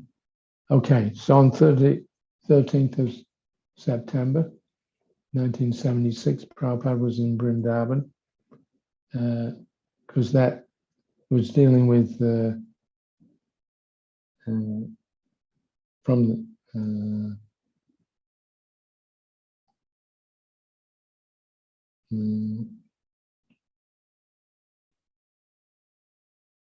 that's dealing with Ashvatthama, the capture of Ashvatthama and Draupadi's lament. So Prabhupada said that it was natural for Draupadi to lament, even though she and her husbands were directly connected to Krishna, they still had to undergo suffering. Not that because one is Krishna conscious, Prabhupada said, that there'll be no material suffering. Actually, those who are Krishna conscious, they have no material suffering, although it appears that they are suffering, but they are not suffering. So they can accept any so-called suffering and accept it as the mercy of Krishna. Tate nukampam shushamikshimano bunjana evatma kritam vipakam. And then he rather thanks Krishna that I've had to suffer so many times, but you have minimized it just to give me a little suffering. So that is your mercy. And if anybody lives in that attitude, and everything is taken as Krishna's mercy, then he's guaranteed to go back home, back to Godhead. Mukti Pade Sadaya back. Daya back means he's going back to Godhead, back to home, is exactly like the inheritance of the property by the son. So we should learn from the Pandavas that Krishna was always present with them. Still, they had to suffer so many material tribulations. They were never unhappy, neither they requested Krishna that, my dear friend Krishna, you are always with us, still we have to suffer. It was never expressed like that. So that is pure devotion. Never try to take benefit from Krishna, simply try to give benefit to Krishna, and this is pure devotion. To further illustrate his point, he told a story.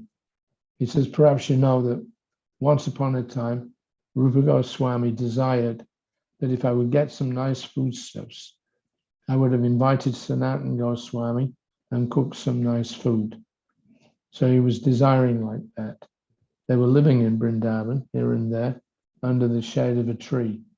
They had no stock, nothing. So one very beautiful girl came and offered rice, dal, and ghee. She said, Baba, we've got some festival. So in this country, they address saintly persons as Baba. So she offered so many things. And he immediately invited Sanatan Goswami. They were living separately. And Rupa Goswami was a very good cook also. So he prepared very nice preparations and offered them to Sanatan Goswami. So Sanatan Goswami astonishingly inquired, where you got all these nice things in this forest? So he told the whole story that in the morning I desired, and in just a few hours' time, a little time, one very beautiful girl came and offered this ingredients. So after hearing the description of the beautiful girl, Sanatan Goswami could understand this is Radharani. So immediately he chastised Rupa Goswami that you have taken service from Radharani. This is not good. We are trying to give service to Radharani, and you have taken service from Radharani. So this is a Vaishnava consideration. They're firmly determined not to bother Krishna with anything, simply to serve him, anukulyena Krishnanushalmam. Similarly, Krishna also finds the opportunity when to serve his devotee. So this is a reciprocation. The devotee wants to serve Krishna without any return, and Krishna also wants to serve the devotee whenever there is the opportunity. This is a transaction of love, not to take anything in return. Yet, he continued, that although the Pandavas were such brilliant examples of surrender to Krishna, Prabhupada told us that here in Brindavan, there are devotees whose devotion went even beyond theirs. He said, the topmost surrendered devotees are the gopis. There is no more higher exalted devotees than the gopis. Therefore, Chaitanya Mahaprabhu recommended that the gopis, Ramya Kachid Upasana Rajavidu Vagena Kalpita, that there is no better type of worship of Krishna than the method by which the gopis worshipped Krishna. Their love was so intense that they didn't care for any family, any honor, or any prestige, nothing. That is the highest, topmost loving stage of Krishna. And Krishna also loved the gopis, so much so that Krishna asked them that you cannot expect any return from me for your ecstatic love. I cannot give you. It is beyond my power. So they had purchased Krishna, and the topmost gopi is Radharani. So we should not consider these gopis' dealings with Krishna as ordinary material dealings.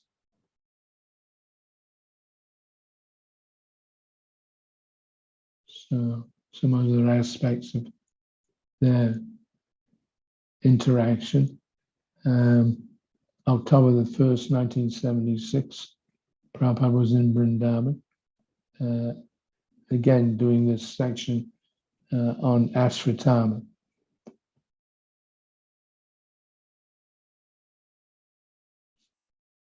So Prabhupada, in that talk, Prabhupada said there is a competition between bhaktas. It is stated in the Chaitanya Charitamrita between Radha and Krishna. Krishna is being enlivened by seeing Radharani, and Radharani is becoming more beautiful by seeing Krishna. It's a competition. This is described in the 4th chapter of Chaitanya Charitamrita. So it's transcendental sporting between the devotee and the Lord. It is not nivashesha vad. The Lord wants to see how he is my pure devotee, and the devotee wants to see that I'll not accept anything from Krishna. I shall sacrifice everything for Krishna. So this is devotee, and that is Krishna.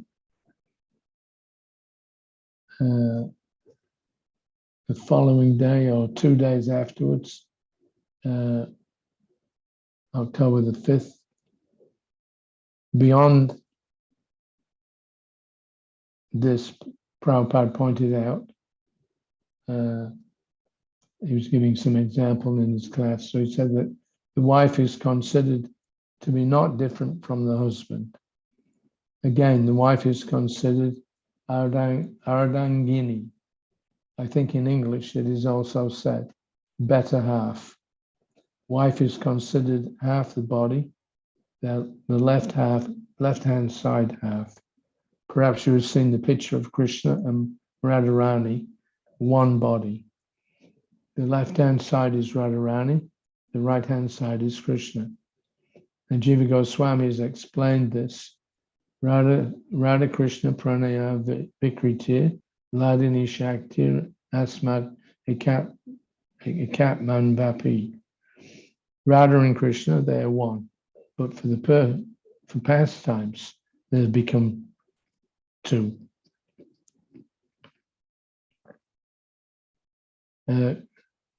Before I go on, you mentioned there was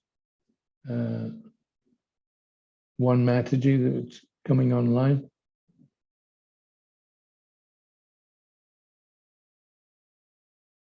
Haribol.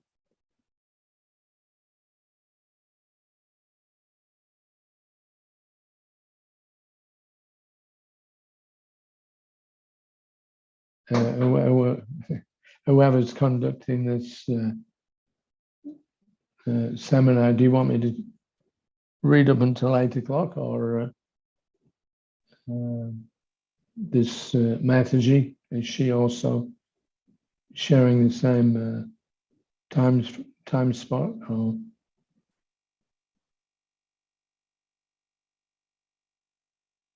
Shiji Mataji, what should we do? I'm asking is that Mataji is also making a presentation in this time slot. Hare Krishna Prabhuji. Please accept my most humble obeisances. All glories to Srila Prabhupada.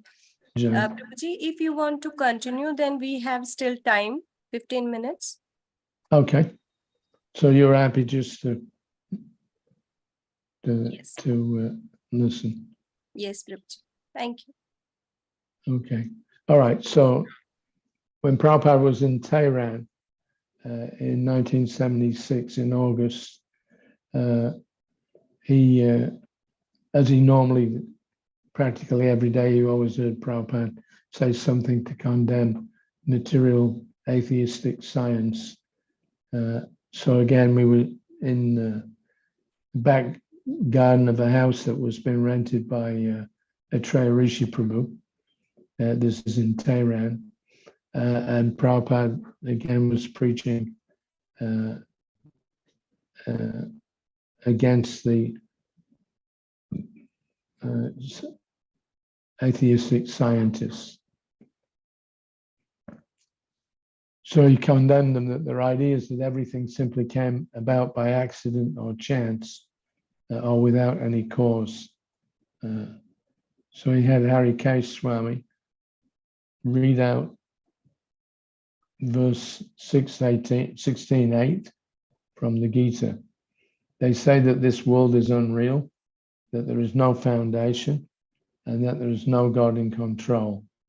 It is produced of sex desire, and it has no other cause than lust.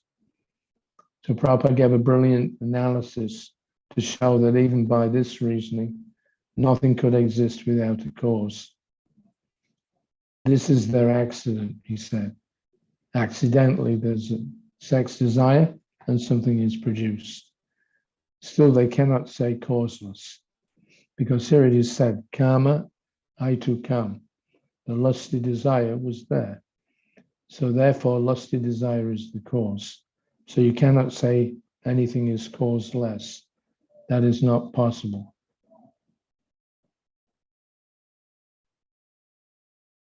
Then you have to search out where from this lusty desire has originated. That is karana. Find out one cause after another, after another, after another. Then you'll find sarvakarana karanam.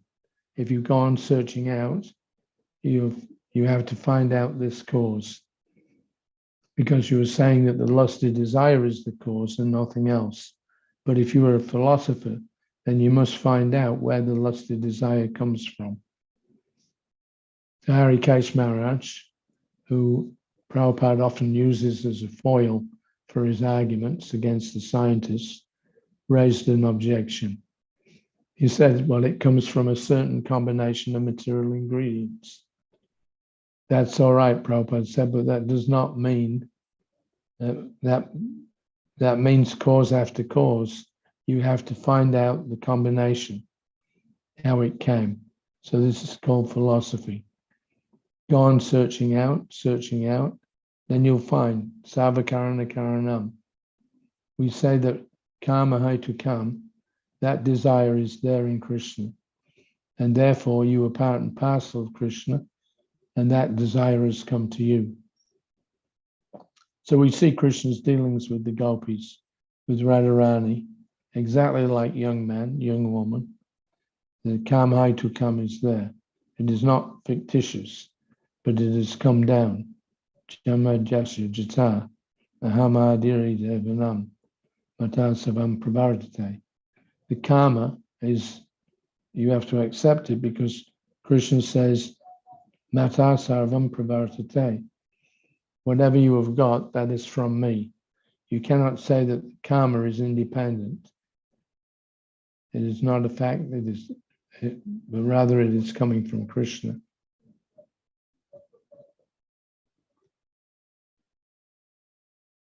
So that combination of Radha and Krishna, that's the Adiras. Prabhupada explained this when we were in Brindavan in September of 76. Prabhupada explained that because all desires are coming from Krishna, everything we have to experience, everything we have experience of is there in Krishna, in God. Therefore he's God. Not that there's some minus something. There is nothing minus. Everything, akila rasamrita sindhu, rasovai sa. He is the reservoir of all rasa, all humor or mellow. So this is also a mellow. Sometimes cruel men, when they take pleasure by killing. I have seen it. One hotel man was cutting the throat of a chicken, half cut, and it was throbbing, jumping. So his child was crying because he could not see such a horrible thing. And the hotel man, he was laughing and pacifying the child. Why are you crying? Just see how he's throbbing and jumping. So one subject matter, that rasa is different and the humor is different. He's enjoying one rasa, the father, and the child is crying. So that is also another rasa. So the whole world is full of rasa. Sex life is called adiras. Adiras means conjugal love. So this whole world is existing on mituni bhava, sex. So where from it all comes, this adiras. Vishwanath Chakravarti Thakur is described in his comment on Bhagavatam in the beginning that Krishna is the origin of adiras jamadhyasya. From there, this adiras is generated. So that is Radha Krishna. So everything is there. Otherwise, imperfectness. So as there is Adi Rasa, Krishna is enjoying with the gopis and Radharani. Similarly, he enjoys with Bibhatsa Rasa or Vira Rasa or killing. Killing is also Vira Rasa because he has the reservoir of all rasas. So don't think that this violence or fighting is bad. No, nothing is bad when it is utilized for Krishna. And nothing is good when it is utilized for our sense gratification. So Prabhupada explained that Radha Krishna Leela is very difficult to understand. This is September the 9th, 1976. Prabhupada spoke about the many false renunciates wandering in Brindavan's sacred precincts. He said, they live in the forest, naked, renounced, eating fruits, but debauchee number one, Markata Vairagya, monkey renunciates. There are so many Vairagis, Markat. Bhaktivinoda Thakur has said, Eta Kali Chala. Here is a disciple of Kali. Naki Tilak Galai Mala. But he's got tilak on the forehead and neck beads on the neck. But he is Kali Chala, number one disciple of Kali. So you know this song, Kali Chala? He gave a little chuckle as he cautioned us not to broadcast the fate of such persons, lest it got us into trouble. But he said that it was a fact that those who live in Brindavan and behave like monkeys will take their next birth as monkeys. Then next life, they'll be liberated. In one life, he said, all their sinful activities will be punished. Because as soon as animal life is obtained, there is no more further record of the sinful life. The animals cannot make sinful activities more than what is destined by him. But their sinful activity is not taken into account. For this man who is offered this monkey's body, he suffers the inconvenience of monkey life. So his sinful activities are counteracted, and because he came to Brindavan and lived in Brindavan by the mercy of Radharani, the next life, then he'll be liberated. That is the glory of Brindavan Dham. Otherwise, what is the explanation of these dogs and hogs and monkeys in Brindavan?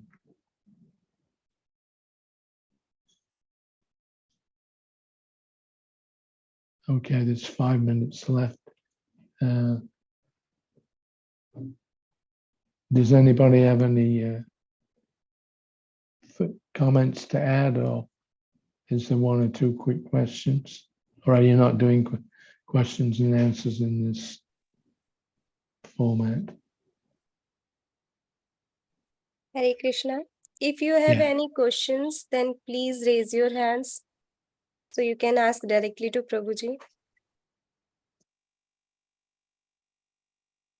Right now, I can't see the hands, so you'll have to tell me when somebody puts their hand up. You'll have to let me know. Sure, Prabhuji.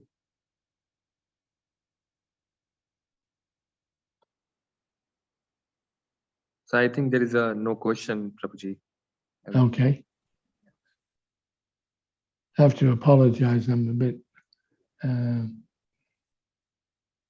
two sheets to the wind, as they say, at the moment.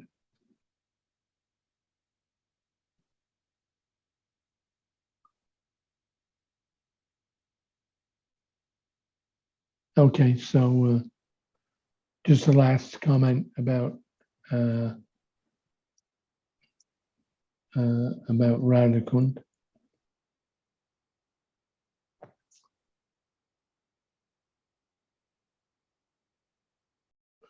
Let's see.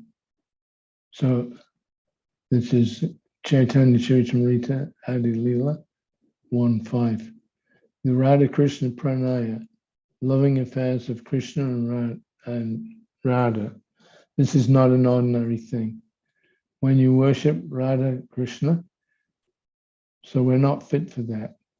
We shall think ourselves as servant of Krishna, eternal servant of Krishna, under the guidance Adalgo Vashrayam. So if we want to do something, we must inquire from the Guru. We must follow. We should not manufacture things that this way I will be able to satisfy Krishna. No. If I discuss about Radha Krishna Leela in my neophyte stage, Krishna will be pleased. No. You must first of all purify yourself by the regulative principles. And when you are completely freed from material conception, then you can understand what is Radha Krishna Leela.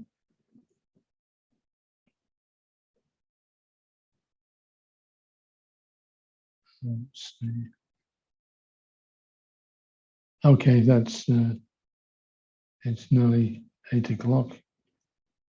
So I can stop at this point.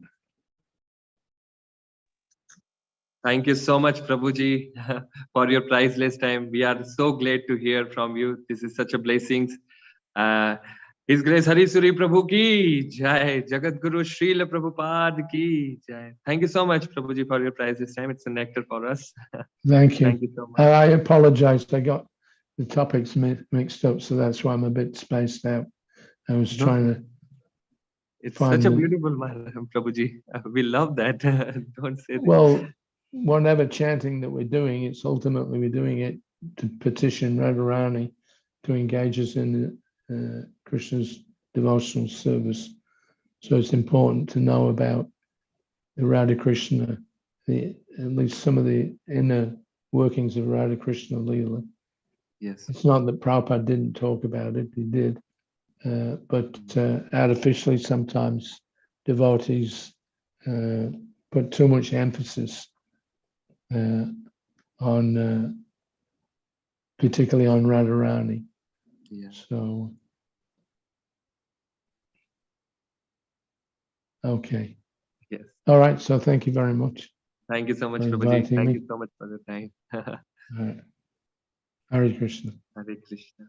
So, Prabhuji and Mataji, welcome once again. Welcome back to the show. We are celebrating the final day of World Holy Name Festival 2022, organized by ISKCON Kirtan Ministry. And guess what?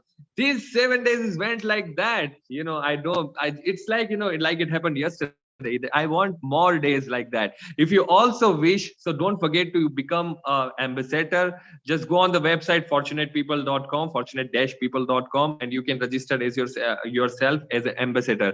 What should ambassador do? Ambassador go outside and preach, just like Srila Prabhupada said that you can go and preach the Harinam. So you can go and ask your neighbor or your friend to just one time chant Hare Krishna Mahamantra for love and peace, and you can send it to us. We can upload it on the fortunatepeople.com and ISKCON Kirtan Ministry as well. Don't forget, this event is happening every year from 17 to 23, and between that, I just spoke to His Holiness Sri Krishna Chaitanya Swami Maharaj last night. He said that we can also do some events within this year as well. So let's see, we will update you.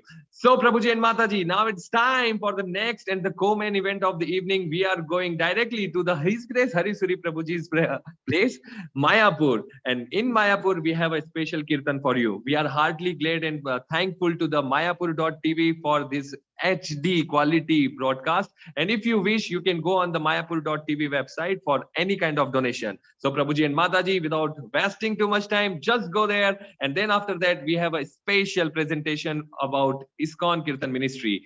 Mayapur, on your way.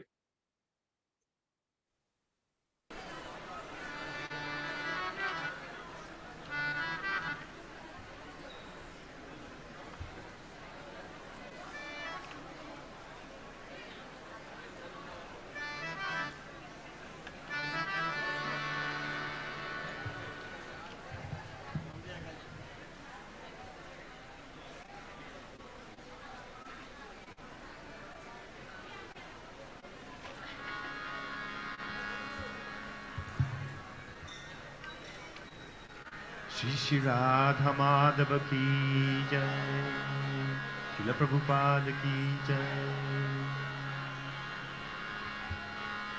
Hare Krishna, Hare Krishna, Krishna Krishna, Hare Hare,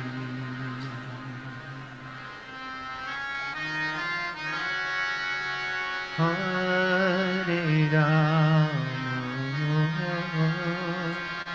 Hare Rama,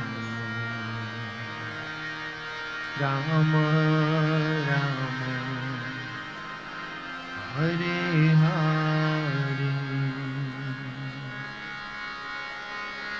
Hare Krishna, Hare Krishna,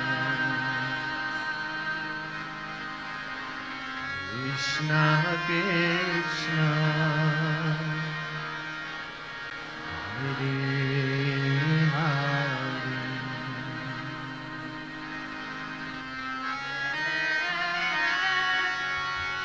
Hare Rama, Hare Rama, Rama Rama, Hare Hare, Hare Krishna, Hare Krishna, Krishna Krishna, Hare Hare,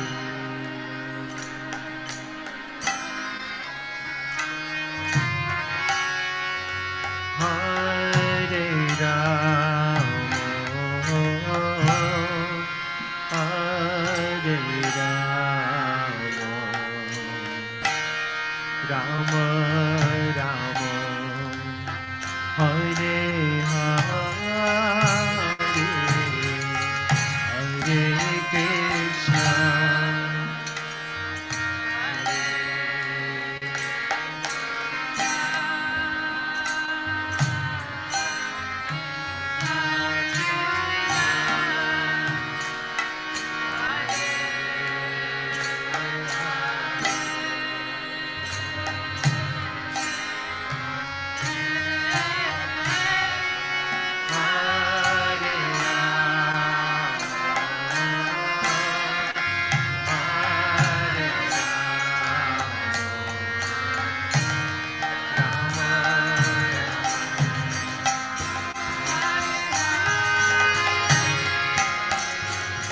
Hare Krishna,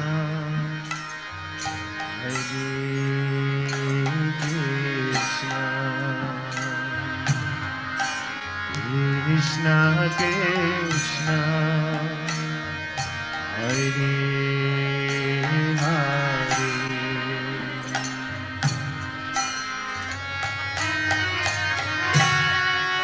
Hare Rama,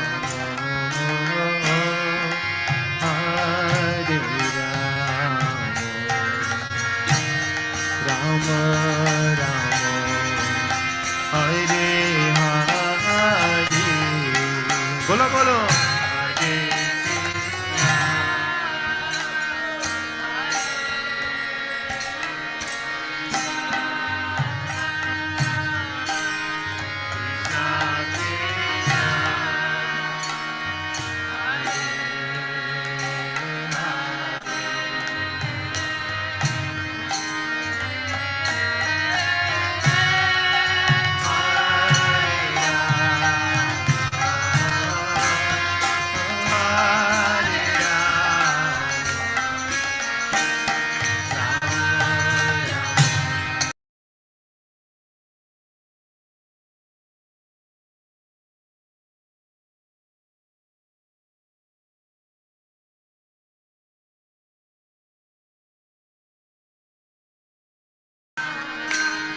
Krishna Krishna, Hare Hare.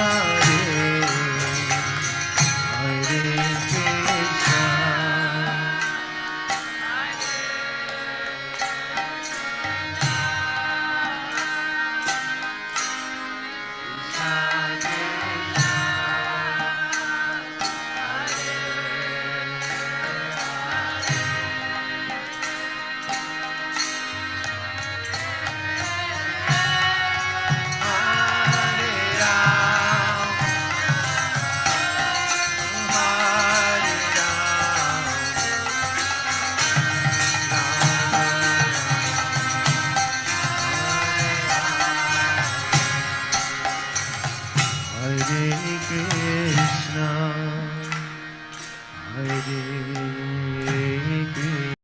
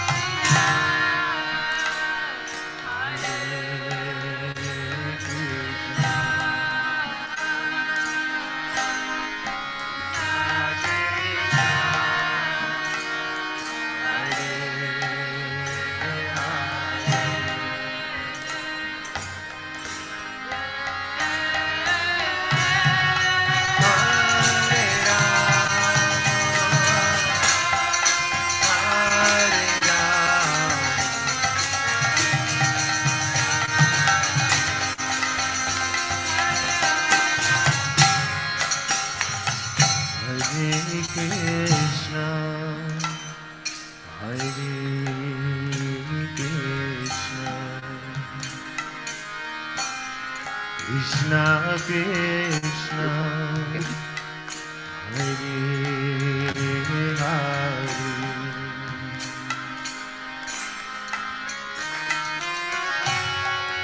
Hare Rama Hare Rama Rama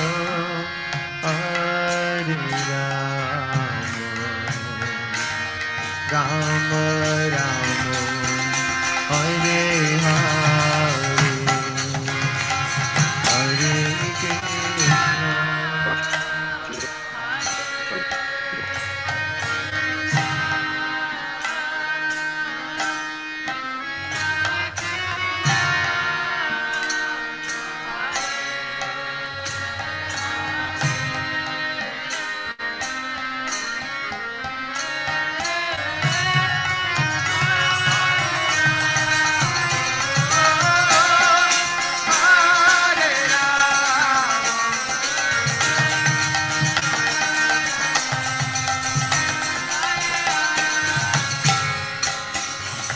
Hare Krishna, Hare Krishna,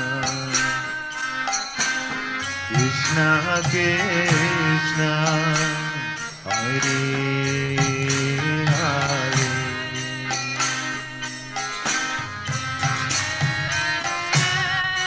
Hare Rama, Hare Rama, Rama Rama, Hare Hare, Hare Krishna.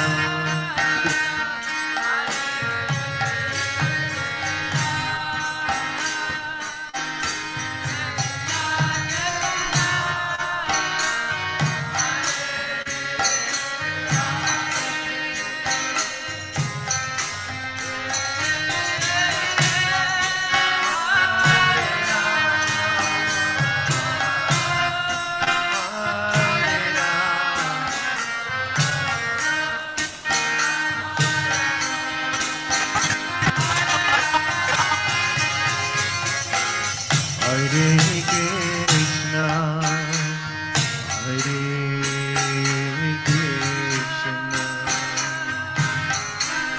Krishna Krishna, Hare Hare.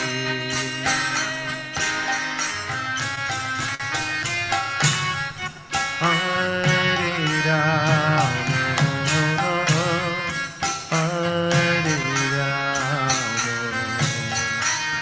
Rama Rama, Hare Hare, Hare Krishna.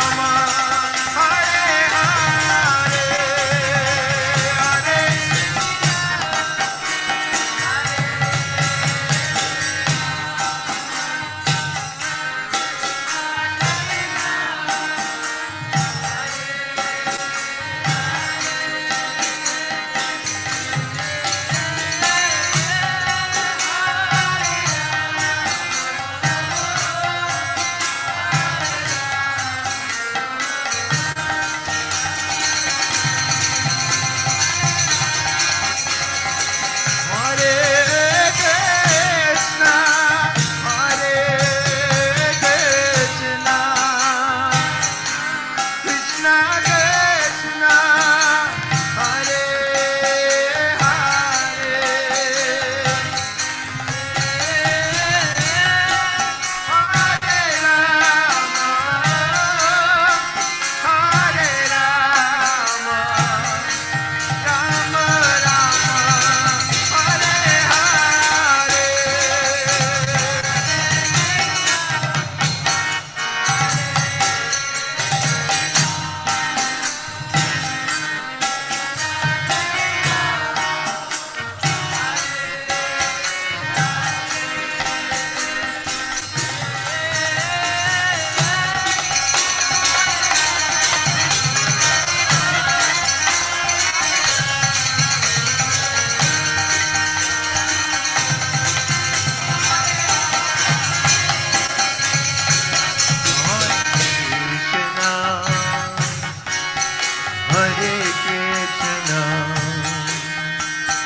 Krishna Krishna Hare Hare Hare Rama Hare Rama Rama Rama Hare Hare Hare Krishna Hare Krishna Krishna Krishna Hare Hare Hare Rama Hare Rama Rama Rama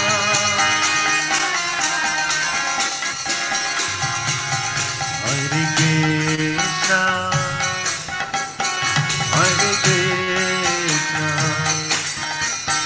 Krishna Krishna Hare Hare Hare Rama Hare Rama Rama Rama Hare Hare Riva Riva Riva Hare Krishna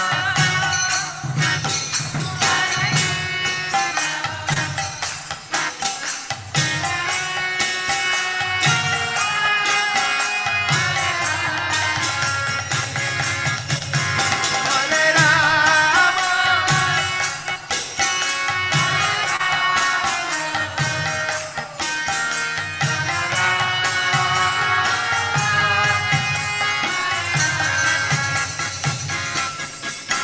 Hare Krishna Hare Krishna Krishna Krishna Hare Hare Hare Rama Hare Rama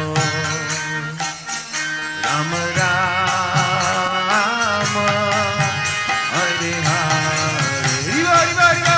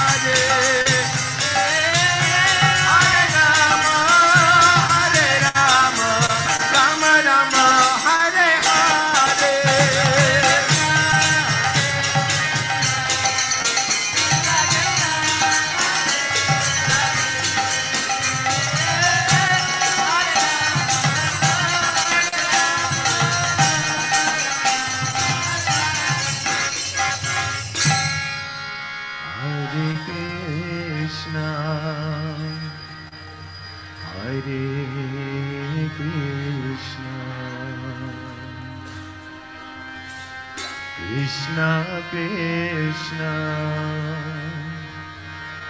Hare Hare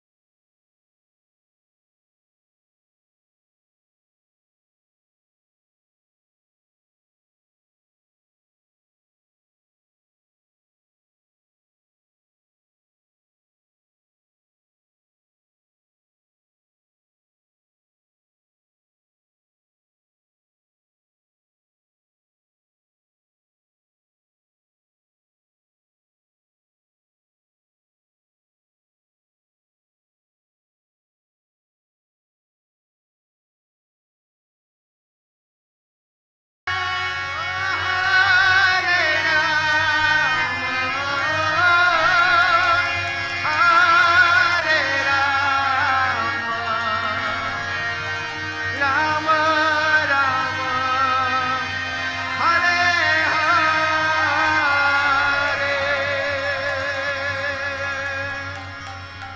Shri Shri Radha Madhava ke Shri Panchatattva ke Srila Prabhupada ke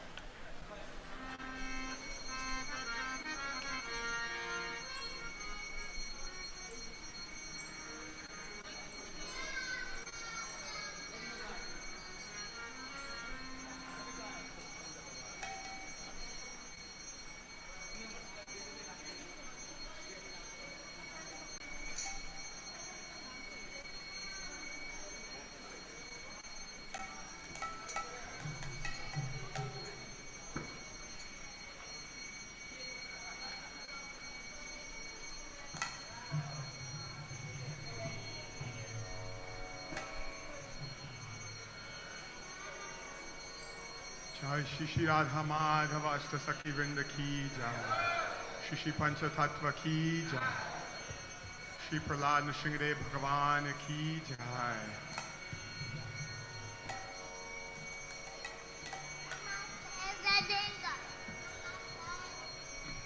Today is the last day of the World Holy Name Festival that has been taking place internationally all around the world.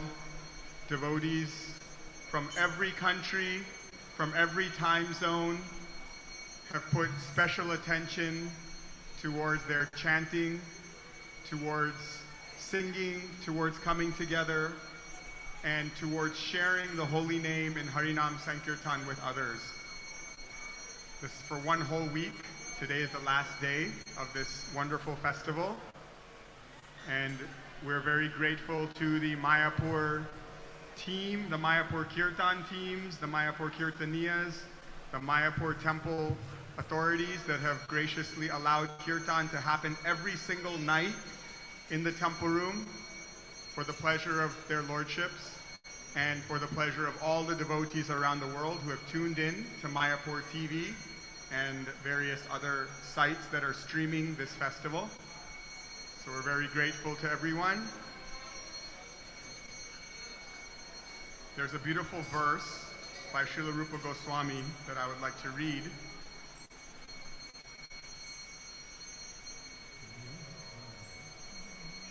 Nikhila Shruti Moli Ratnamala Jyuti Nirajita Pada Pankajantam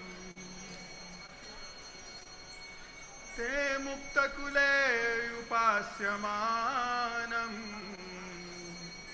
Paritastvam harinamam samsayami. Oh Harinam, the tips of the toes of your lotus feet are constantly being worshipped by the glowing radiance emanating from the string of gems known as the Upanishads, the crown jewels of all the Vedas. You are eternally adored by liberated souls such as Narada and Shukadev. O Harinam, I take complete shelter of you. Let's say that last line together. O Harinam, I take complete shelter of you.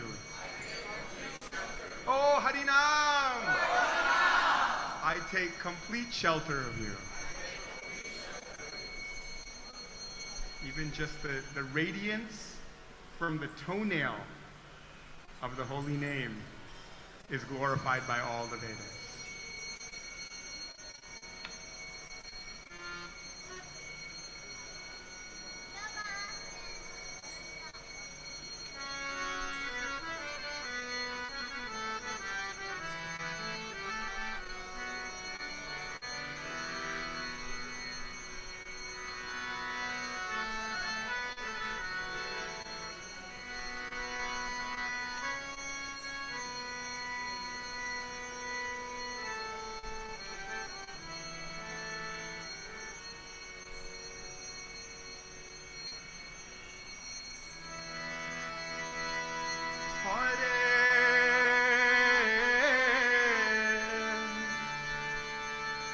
Krishna,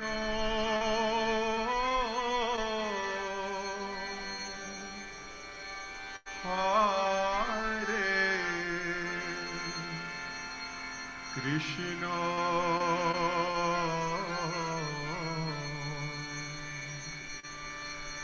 Krishna Krishna, Hare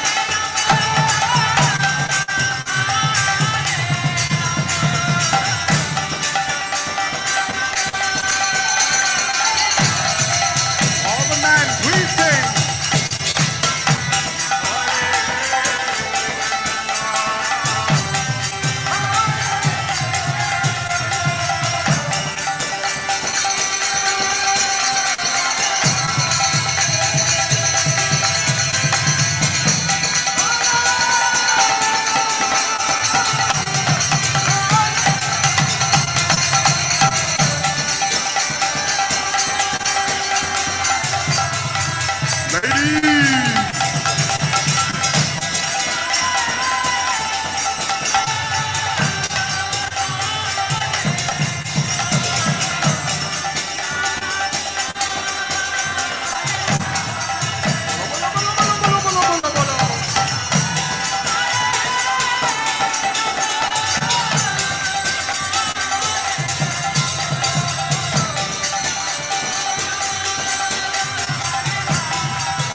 the men, please, all together.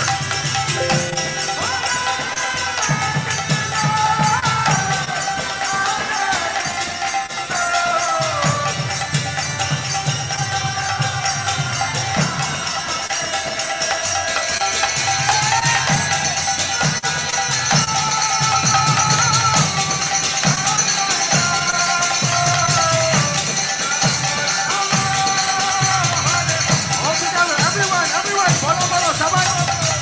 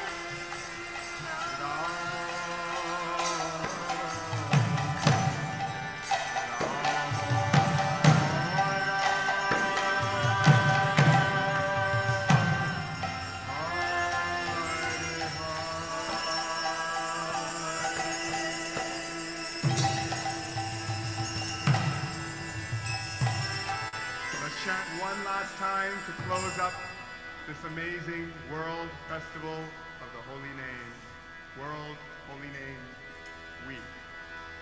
Please take a deep breath, all together. Hare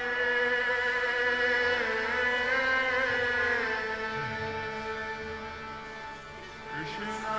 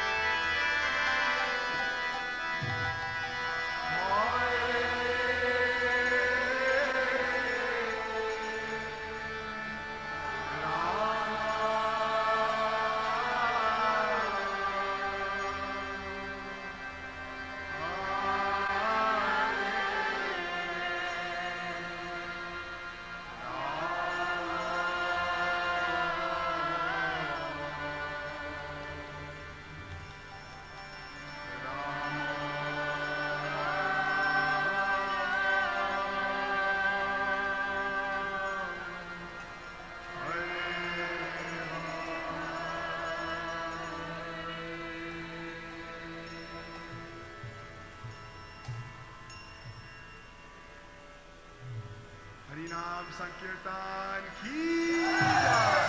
Hare Krishna Mahamantra ki jai. Shri Krishna Chaitanya Mahaprabhu ki jai.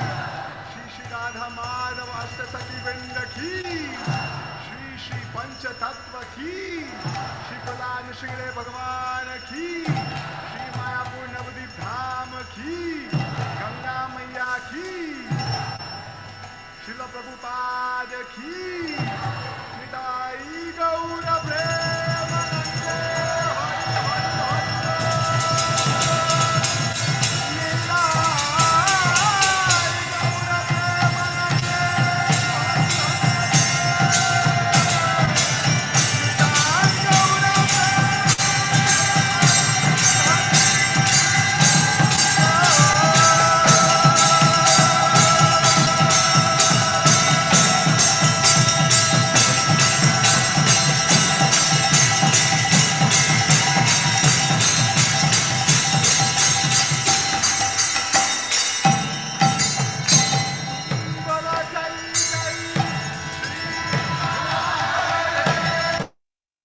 It's fantastic, fantastic, fantastic. What a wonderful last 7 days we spent all together. Thank you so much. This is because of the Mayapur.tv who is actually arranging the special broadcast for us. This is because of Mayapur.tv. We actually witnessed some of the best Kirtaniyas all the way from Mayapur. And we are heartily glad. The whole ISKCON ministry, Kirtan ministry is heartily glad to the Mayapur temple management for allowing the Kirtan go up to 9 p.m. This is especially for you. And if you are there and if you like the Mayapur TV broadcast, so please go on the website mayapur.tv and go on the section called donate, and you can donate anything, whatever you like. And now my special thanks to all of you. This is because of you. This event is going to be huge success all across the world. This is because of the you. This festival is celebrated all across the globe. And this is because of the you. This festival is actually taking the massive impact on the whole world. You are just here because of His Divine Grace A.C. Bhaktivedanta Swami Srila Prabhupada. And don't forget, this festival is actually happening every year from 17th to 23rd September. So please don't forget to join us. This is a revolution we want to create. So please make a vow to come here every year. And this is actually just a beginning, just like I mentioned earlier in the show.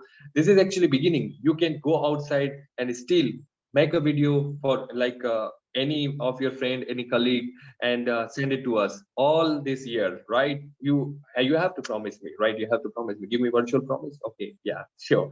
So don't forget, this festival is actually organized by ISKCON Kirtan Ministry. The chairman is Jagannath Kirtananand Prabhuji, under the guidance of His Holiness Shri Krishna Chaitanya Swami Maharaj, and our team is there. They said we don't mention our name, but I can't stop myself. Radha Krishna ji, Radhika Mataji, who is handling all the Zoom thing, and His Grace Govinda Prabhuji, he's a person behind.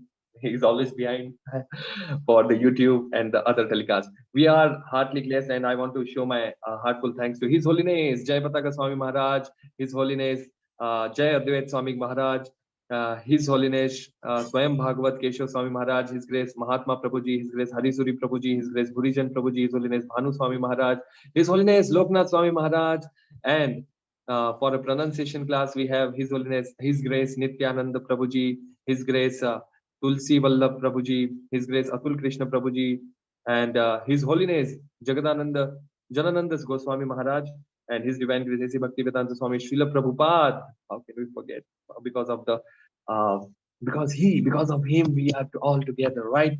So there's the name is actually the endless name, and special thanks to all of you. Because of you we are arranging this whole thing.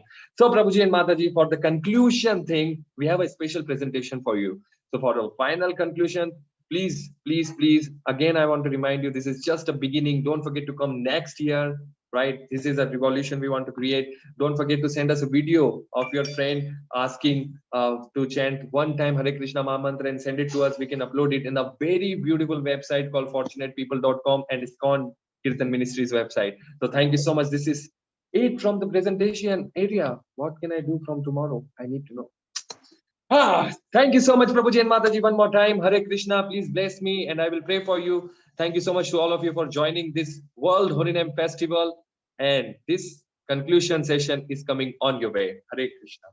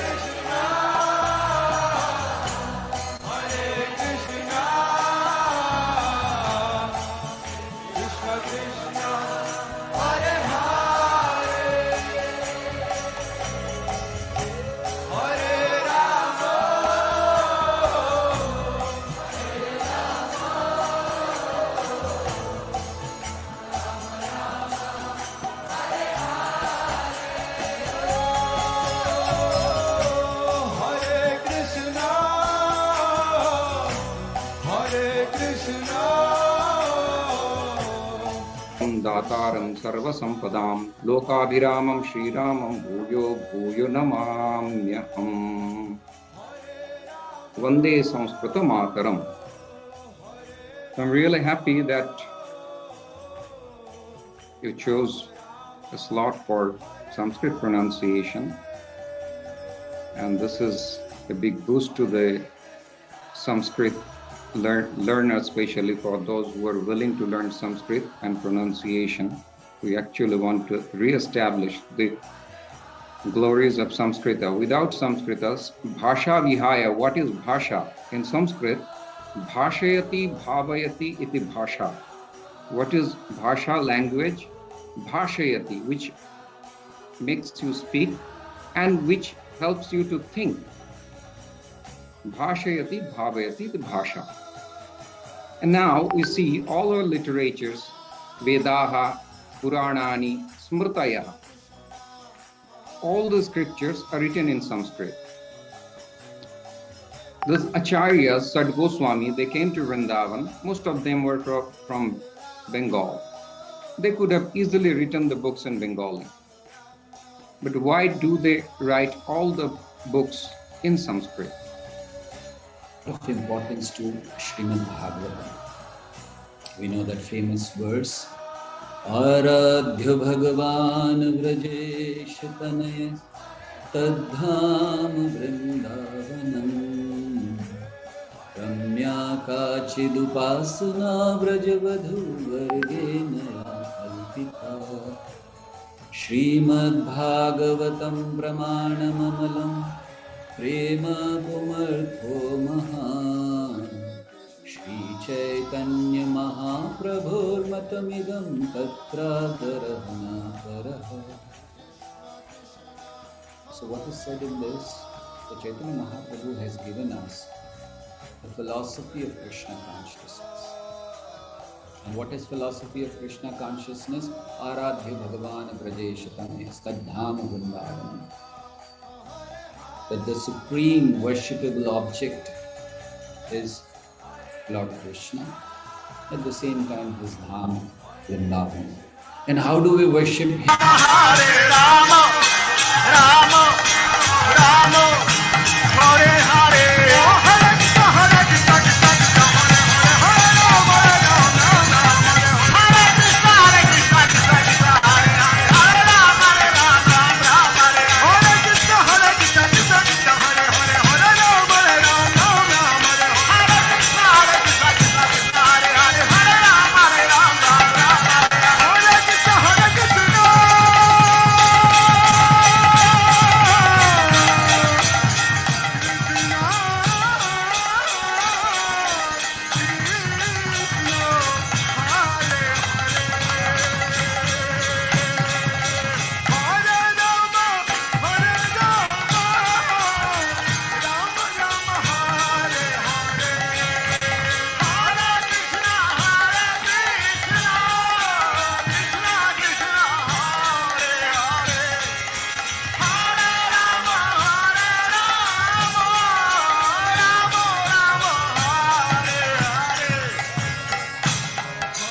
Is it important?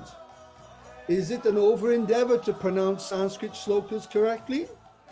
We are not grammarians or Sanskrit scholars. Why should we make the effort?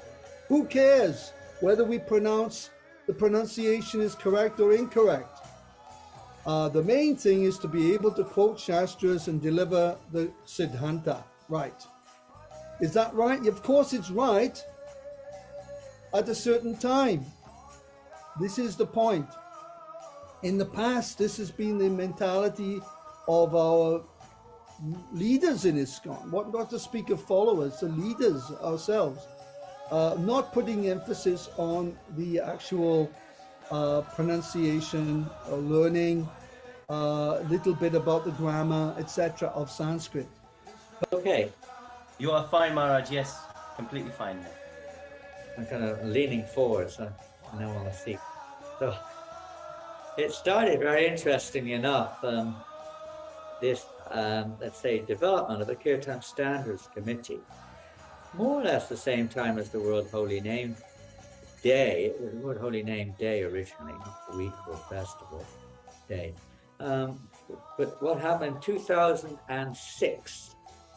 I was attending the Rath Yatra in Birmingham, in England, and it was an ecstatic Rath Yatra in one sense. Of course, they're always ecstatic. I was in the middle of the Kirtan, and I won't mention who, but there was a certain group of devotees who were very, very enthusiastically playing extremely loud. It wasn't even madungas, they're instruments from Punjab. They're like enormous, about this big. Boom, boom. Tremendous, powerful sound.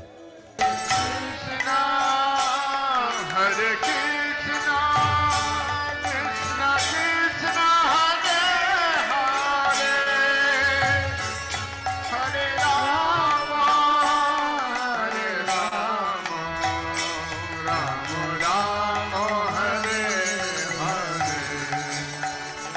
Hare Krishna, Hare Krishna.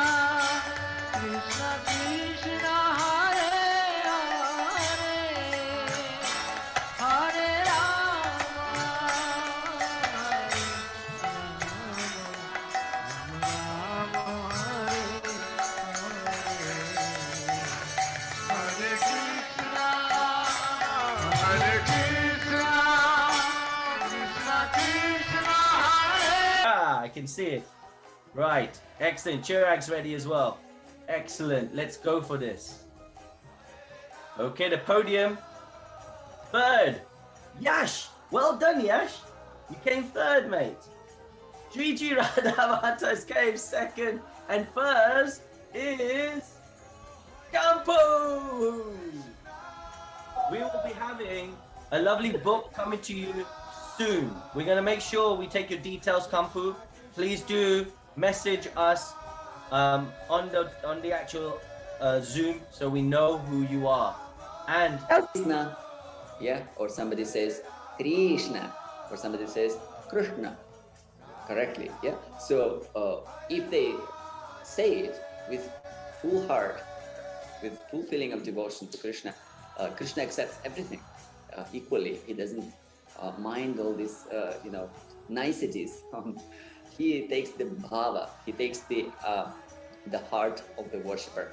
So now, having said that, there is another quote about the holy name. Is that Shuddham Va in one of the Puranas, is that holy name can be pronounced purely or impurely. Impurely means with all kinds of accents. Yeah, we know this in the International Society for Krishna Consciousness. From any country, yeah, we have devotees, and all kinds of devotees, they pronounce Sanskrit in their own way. Sometimes it doesn't even sound like Sanskrit. So, but Krishna upper teeth, and here's your tongue. Let me see. Okay, here. Take it. So this is your upper teeth. This is your tongue. So you say krr. Sorry, you don't touch your teeth on krr. Your tongue is there. This is your tongue. You say sh. And to say na, you need to kind of push slightly your tongue, the tip of your tongue, into that hard palate above your upper teeth, and say na, na. So krr, na. One more time. Krr, na. And again, you can try with me. Krr, na. And here we are. We have finished.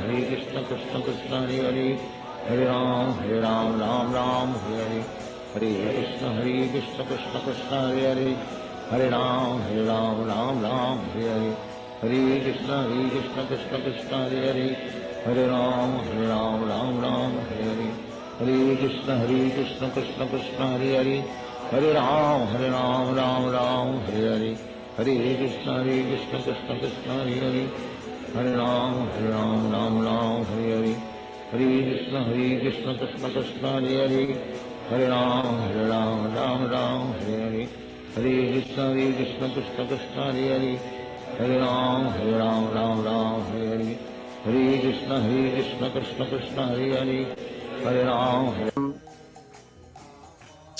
I want to deposit this thought for all of you.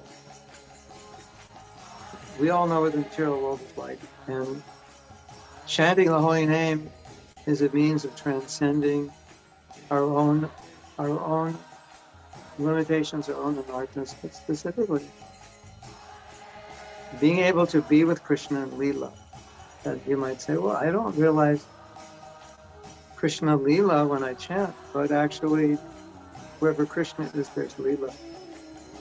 So sometimes when I chant, I'm thinking, not seeing, but I'm thinking, I'm in Leela with Krishna right now because Krishna is in his name, Nama Rupa Guna Leela. You don't have Krishna without Leela, right? Just like all of you. When I think of you, I think of your activities, right? And there's not you without your actions, correct? You mean, it means your Leela. What do you do?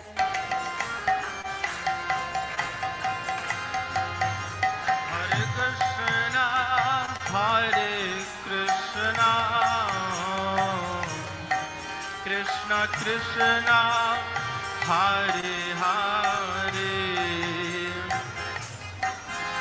Hare Rama, Hare Rama,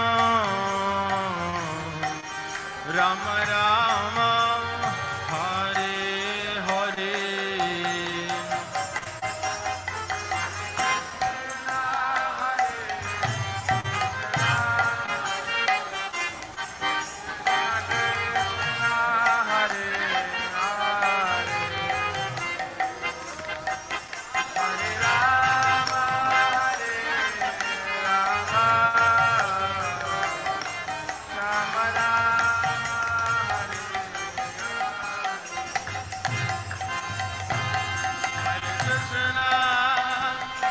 Hare Krishna,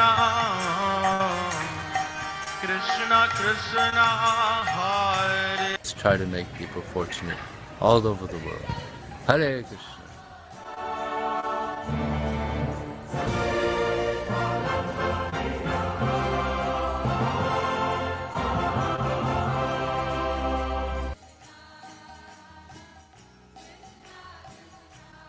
Okay.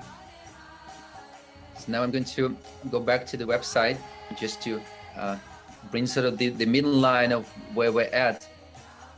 I hope now for those who are just first time comers, it's the first time you see the idea of the fortune people, you see how it's manifesting, you got some understanding, some idea how it looks and feels like.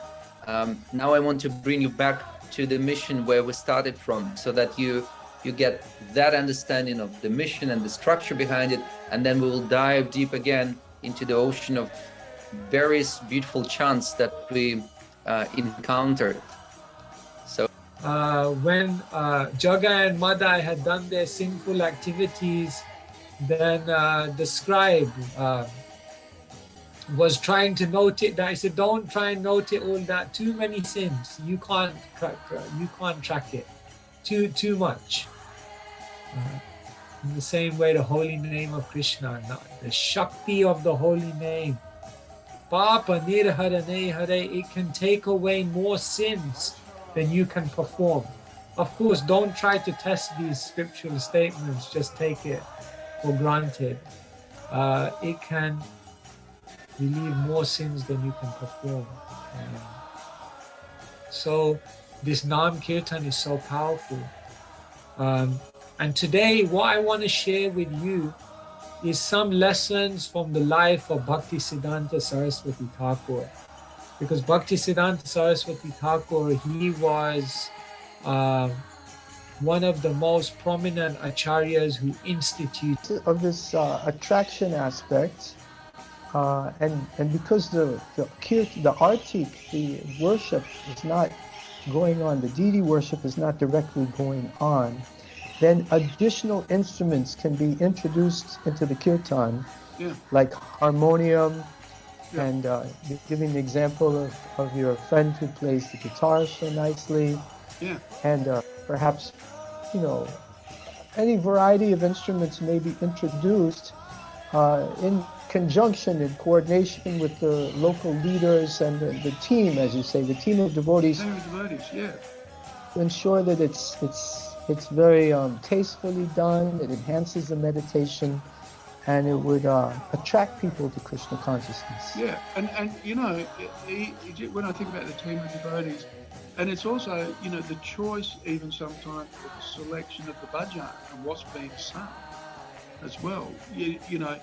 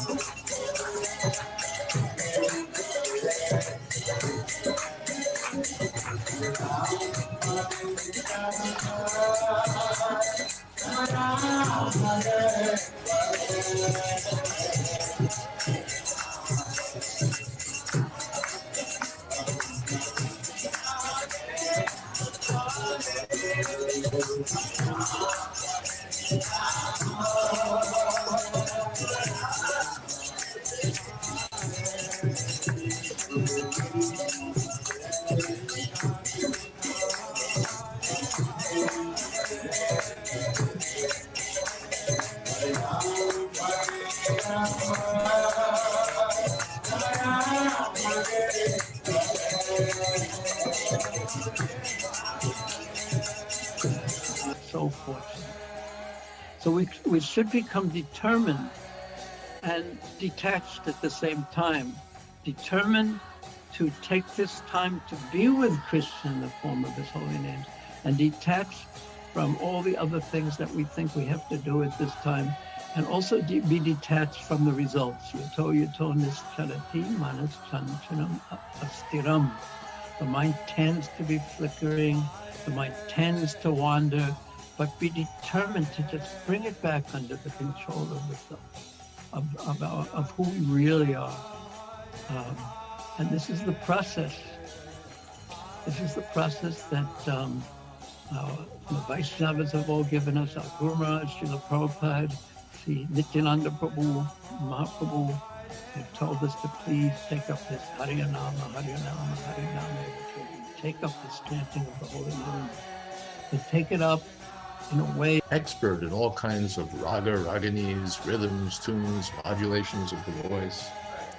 Master of harmonium, esraj, bina, mridanga, tabla. After the celebration, he began to sing the Maha Mantra to various raga, raganis, tunes, as he played the harmonium. As he did this, he modulated his voice in such a way that it took him 10 or 15 minutes to sing the 16 words of the Hare Krishna Maha Mantra, from the first Hare to the last. In addition, he was trying to display deep spiritual emotion by gesturing excessively with his hands and arms. And Srila Binod Bihariji, later Bhakti Pradhan Keshav Maharaj, was also present. And Srila Bhakti Siddhanta Saraswati Thakur later said to him, "Did you listen to the Kirtan? One could have performed Kirtan of the whole Maha Mantra 50 times during the time it took him to pronounce." And have World Holy Name Week. And we had a small committee working annually on World Holy Name Week. And then some devotees wanted to do shorter than a week, and some devotees wanted to do longer than 1 week.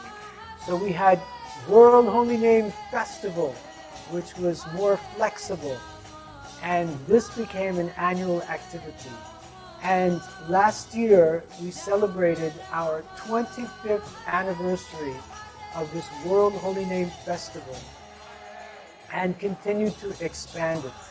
And as a result of this 25 years of successful festivals, the GBC decided that let us empower this committee as a ministry so that they can continue their activities throughout the year and not just a specific festival. Generally, our festival is September 17th through September 23rd, 1 week, in order. It says that all these days we have not spoken about Leela. Why? Because this is our most confidential asset. This is our only sadhya, or perfection. But one should not make the mistake of thinking that an artha nivritti or overcoming impediments such as lust and greed is the prayojana, or goal of life. One who thinks like this will never enter into artha pravritti, acquiring one's actual need. For this reason, I'll begin speaking about Astakaliya Leela. I know that you are not ready to hear it, but we should know that such a transcendental ideal exists within the realm of devotion. This is why anartha nivritti is essential.